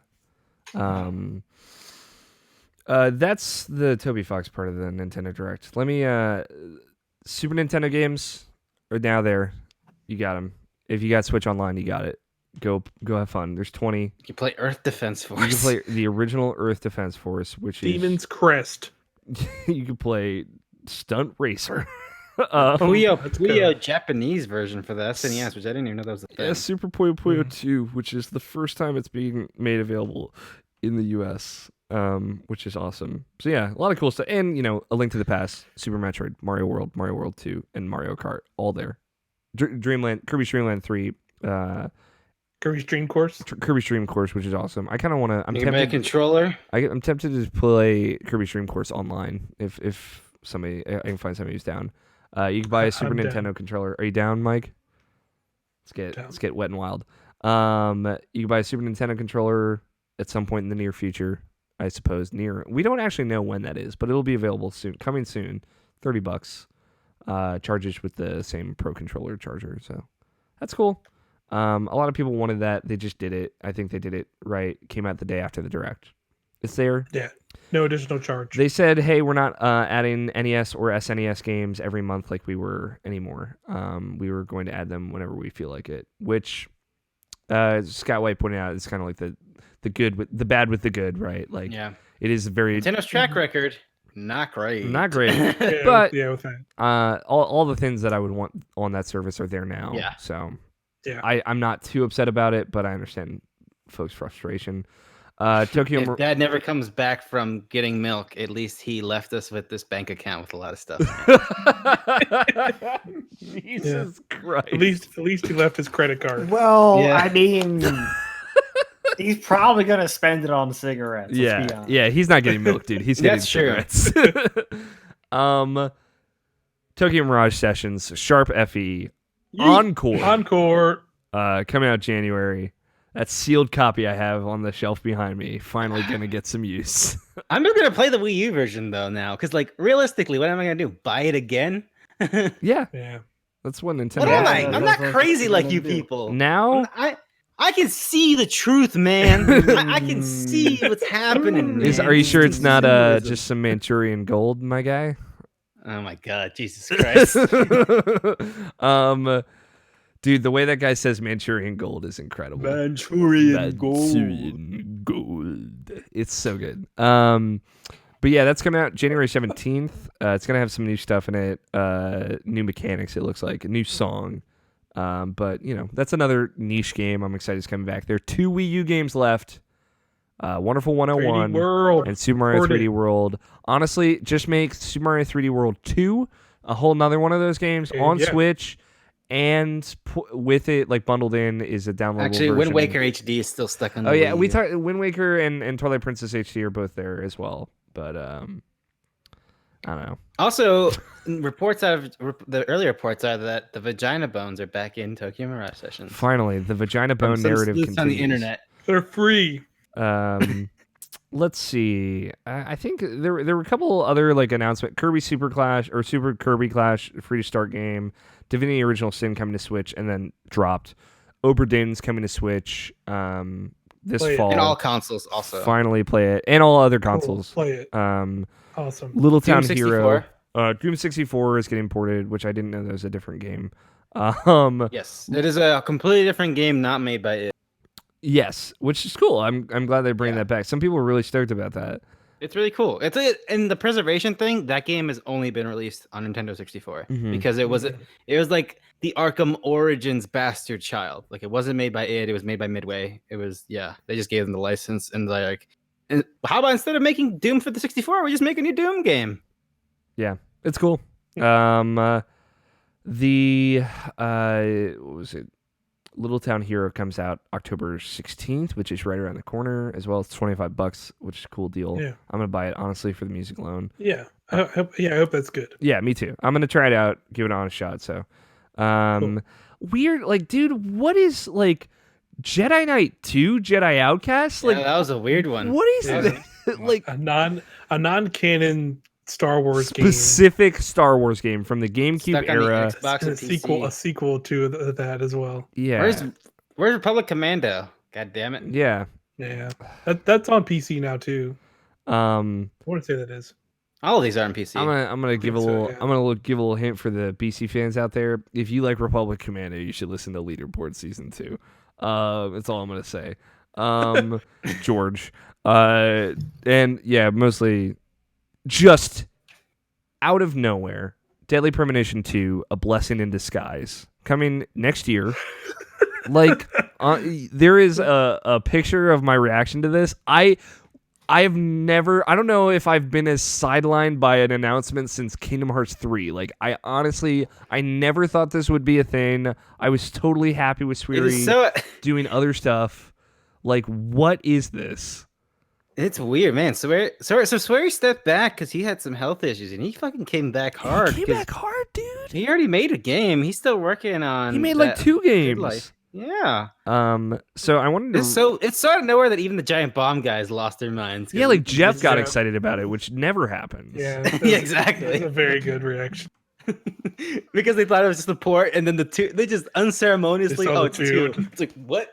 So I wanted to Yeah. read 2 quotes. We got an email from the publishers, or the Rising Star Games, which they're developing Deadly Premonition 2. And it had some very good, wholesome quotes from the producer, Tomio Kanazawa, and then, of course, from Swery himself as well. But Tomio said, after completing the director's cut, Swery and I discussed in depth about the ways we could continue the world of Deadly Premonition. In reaching here, we shared some laughter together, at times quarreled, but we persisted with our voyage, and I'm thrilled that we finally made it to this point, which is super sweet. And then Swery said, and this is a little bit of a longer quote, roughly 10 years have passed since the original was released in 2010. Now, a miracle has happened, and I have a chance to reunite with my best friend, something I never thought would be possible. I'm working hard day and night. Please don't crunch. Well, that was editorializing. While also looking back on the past to make sure this becomes something that doesn't change no matter how much time passes. So a little bit more timeless of a video game, hopefully. While also adapting to and interlocking with the current era. A game that encompasses all. Please get yourself a cup of coffee and wait for it to be completed. It was so sweet. It was just such good. Again, so many good vibes in this Nintendo Direct. Like at the end, fucking Sakurai saying, "You should play Banjo on Xbox. I know they're a competitor, but fuck it." Just people laughing in the background. Like honestly, like Nintendo has reached like they're almost like too wholesome to be believed, but they're like clearly acting on I feel like on how they're. Like how they're speaking, you know. everyone other than PlayStation is acting in a post kayfabe era. Mm-hmm. That is to say, like there was a point when in wrestling you don't talk about the business of wrestling, like it's real to us, Yeah. damn it. But like now it's like fucking I don't know, man. Phil Spencer's pretty cool. We hung out that one time, and I don't fucking know. Toby Fox, he came to my house. We chilled a little bit. Yeah, we played Smash and he beat me a Fucking, bunch. I don't know, man. It's video games. Who Yeah, cares? it's great. People like are treating like the process of making games as much of a community as playing games, and I think that is like because it's a reaction to how people have gathered around games and talk about them and play them together. I think the developers are kind of doing the same and and people who like admire developers that admire each other and companies that admire each other, I think are being more open about working together and collaborating. And I think it's just a good thing. And it's Nintendo is like weirdly at the forefront of that, and I think like that is partly the stuff that they're doing that is making them timeless. Like Smash Brothers is going to continue to sell into the future because they are partnering with people outside of Nintendo's world, you know, and bringing them in and saying like, hey, you know, like we like that thing too. Come check out this thing that we're making. And that's awesome. That's it for news. That's it for the show. We didn't get any questions, but I think we're good. We're good. So let's take it out real quick, and then we'll make some bets. So if you'd like to be a part of the show on a normal, not as many video games to talk about show, you can email us mailsack@irrationalpassions.com. It's the email address, or send us a voicemail 404-590-1337. Or send us some tweets at IrrationalPod. You should use the hashtag IPQ, or look for my tweet on Saturdays where I'm looking for questions. Either way, I'll get to you. Some other stuff, rate and review us on iTunes, Stitcher, Google Play, Spotify, wherever you listen to the show. It does help us out a lot. And if you just take 2 minutes to write a little review or give us 5 stars, somebody else might find the show, and then you might become best friends with that person in 10 years. Who knows? Check out our other shows like Input, which George, you host. Yeah, it's on hiatus. It is on hiatus as of now, but I think you should still give Input a listen. I think Input's an important show. RPG University, which I always get the name wrong. It's not Professor RPG. That's the name of the column. RPG University, name of the podcast. It's a podcast. You should go listen to it. Scott has a bunch of guests on, and they talk about RPGs every other week. I was on the first episode. We talked about Tales of Vesperia, and of course, Video Game Book Club. It's awesome. They're playing through Vanquish. Afterwards, I don't know what Jess's pick is going to be, but we're playing something else. Vanquish is only 2 parts, so next episode will be out in 2 weeks, and we'll go from there. And subscribe to IP Presents. There's a bunch of review discussions that are going to go up there from George. And check out irrationalpassions.com. Real quick, before we get into the bets, let's talk about the charity stream on Wednesday. Let's do it. World Suicide Prevention Day is, Tuesday, right? Yeah, Tuesday the 10th. Suicide Prevention Week, or Prevention Awareness. That's all next week. Mm-hmm. So it technically starts, if you're watching us live now, it technically starts like tomorrow or Monday, and then goes through the whole week.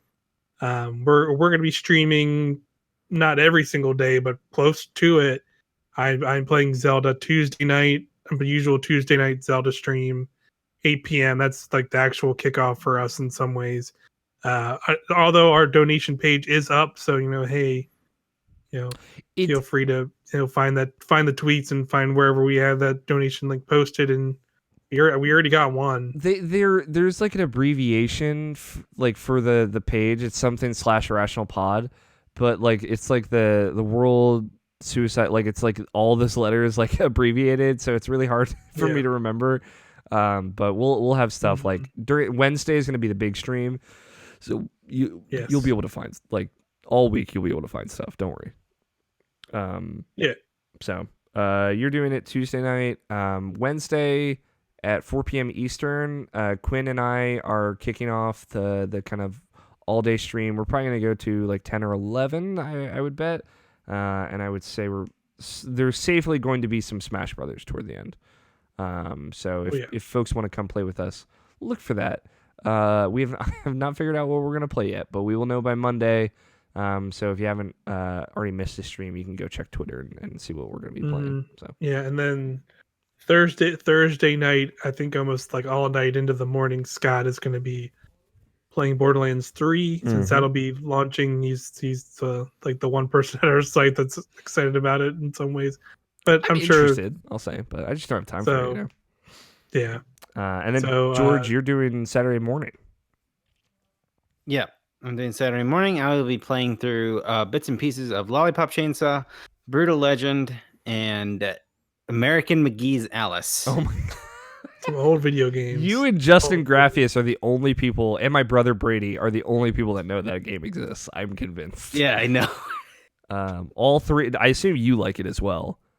Nope. I've like played it like once, and it's been years since I played Brutal Legend. It's been years since I played Lollipop Chainsaw. I want to play them. Sure, let's do it. Sure, okay. So yeah, look forward to that. All this week. I'm excited to see your shenanigans, George. I'll be at work the whole time, but I'll try and catch it afterwards. We've reached the end of the show, which means it's time for bets.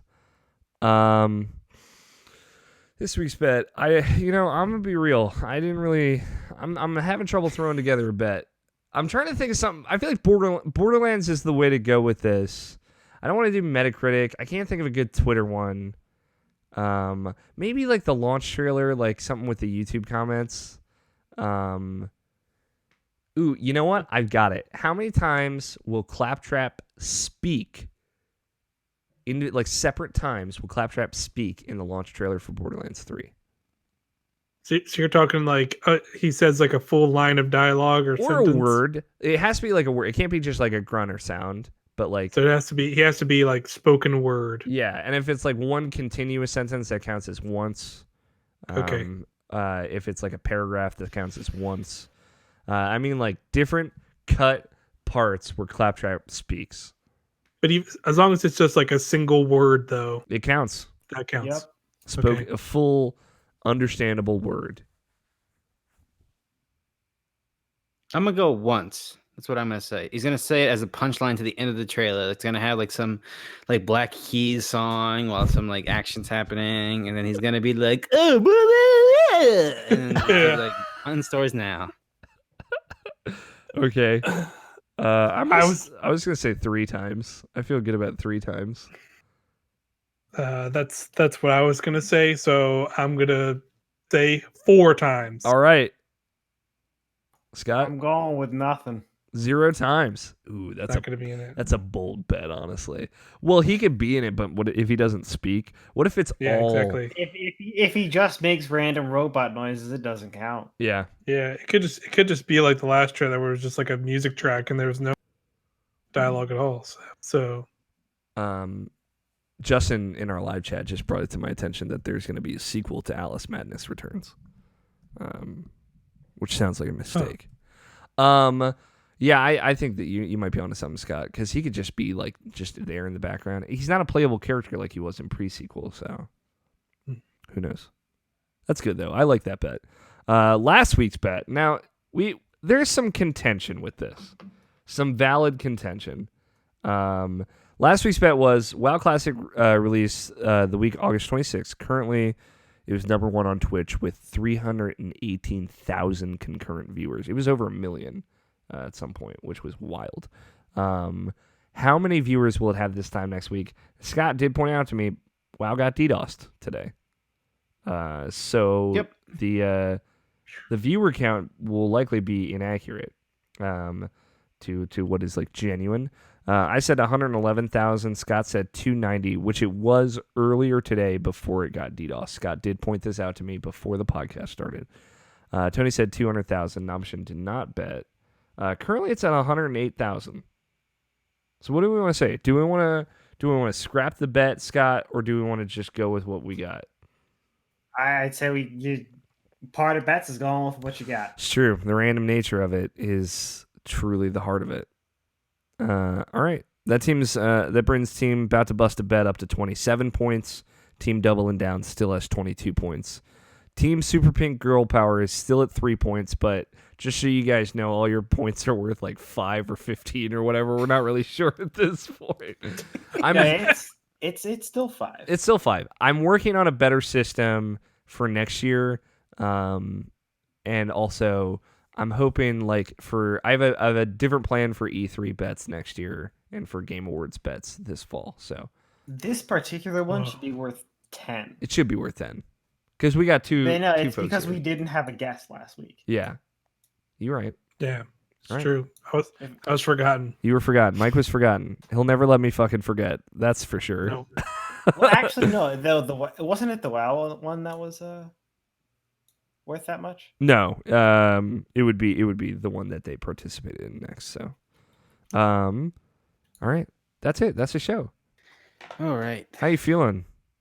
George, Mike, y'all feeling a little, get the rust off? You feeling like you got your podcast feels out for another 12 weeks? Yeah. Yeah, I guess. I guess. This was fun. I love these conversations. Buzz. So thanks everybody so much for hanging out. Thank you, Nobshin and Tony, wherever you are. I hope both of them are safe and hopefully resting. Thank you, George and Mike, for joining us. Absolutely. From the website side, we're all together in this against the world. Thank you to Danny Wiesner for opening music of Two Player Co-op and our closing music of The World is Saved. Thank you to everybody who listened, came and hung out during live broadcasts, or just downloads and listens to the podcast. I appreciate you very deeply, and thank you, Scott, for hanging in there. There's a lot of video games we had to talk about. And I love you very much. I love all of you very much. Big hugs all the way around. I've been your host, Alex O'Neill.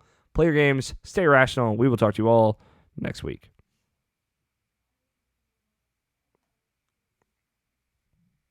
Titles. I guess if all the other people are gone, it's me that says it. I was gonna say it, but yeah. Titles. I wrote some titles down. I don't know, George, if you had like a notepad over there that you've been secretly writing titles on. Nope. Me neither. And I'm gonna head out now, and I'm gonna let you guys figure that out. You don't have like a favorite on this list of great titles? Oh yeah, I see it now. I'm gonna go with.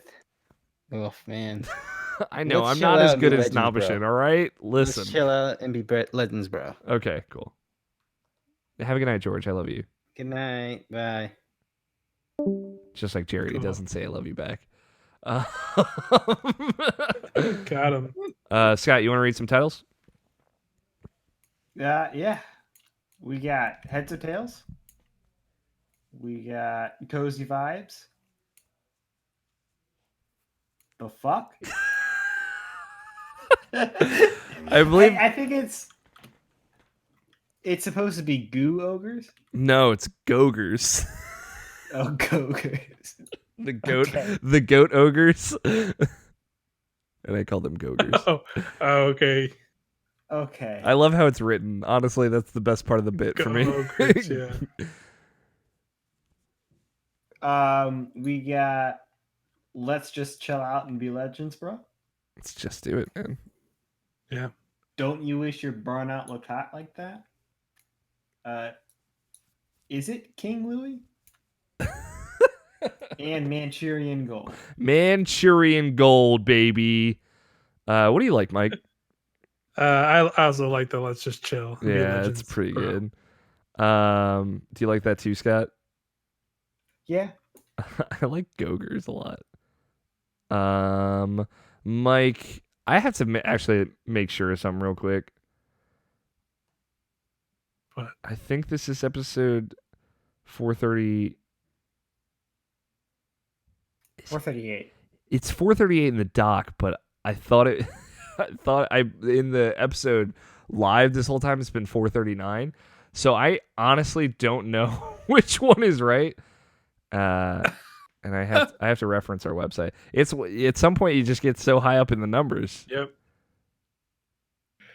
It's like why is this why are we doing this? It is episode 439. Okay, good. At least the video doesn't look wrong the whole time, but the doc is Okay. wrong. Whew. Gotta rename that doc. Gotta rename that doc. All right, it's renamed now. Put the thing at the top just so I don't look crazy. All right. Do you want to say the beginning part, Mike, and I'll say the title? Do you know the? Sure. Do you want me to write up the? It's just you're listening to Irrational Passions podcast episode. Yep, you got it. 39. Alrighty. You're listening to Irrational Passions podcast episode 439. Let's just chill out and be legends, bro. Just be legends. What does that mean? Legends. Such a dumb thing to say. Thanks everybody for hanging out, watching. We love you all. Have a very good night. You all can stop recording.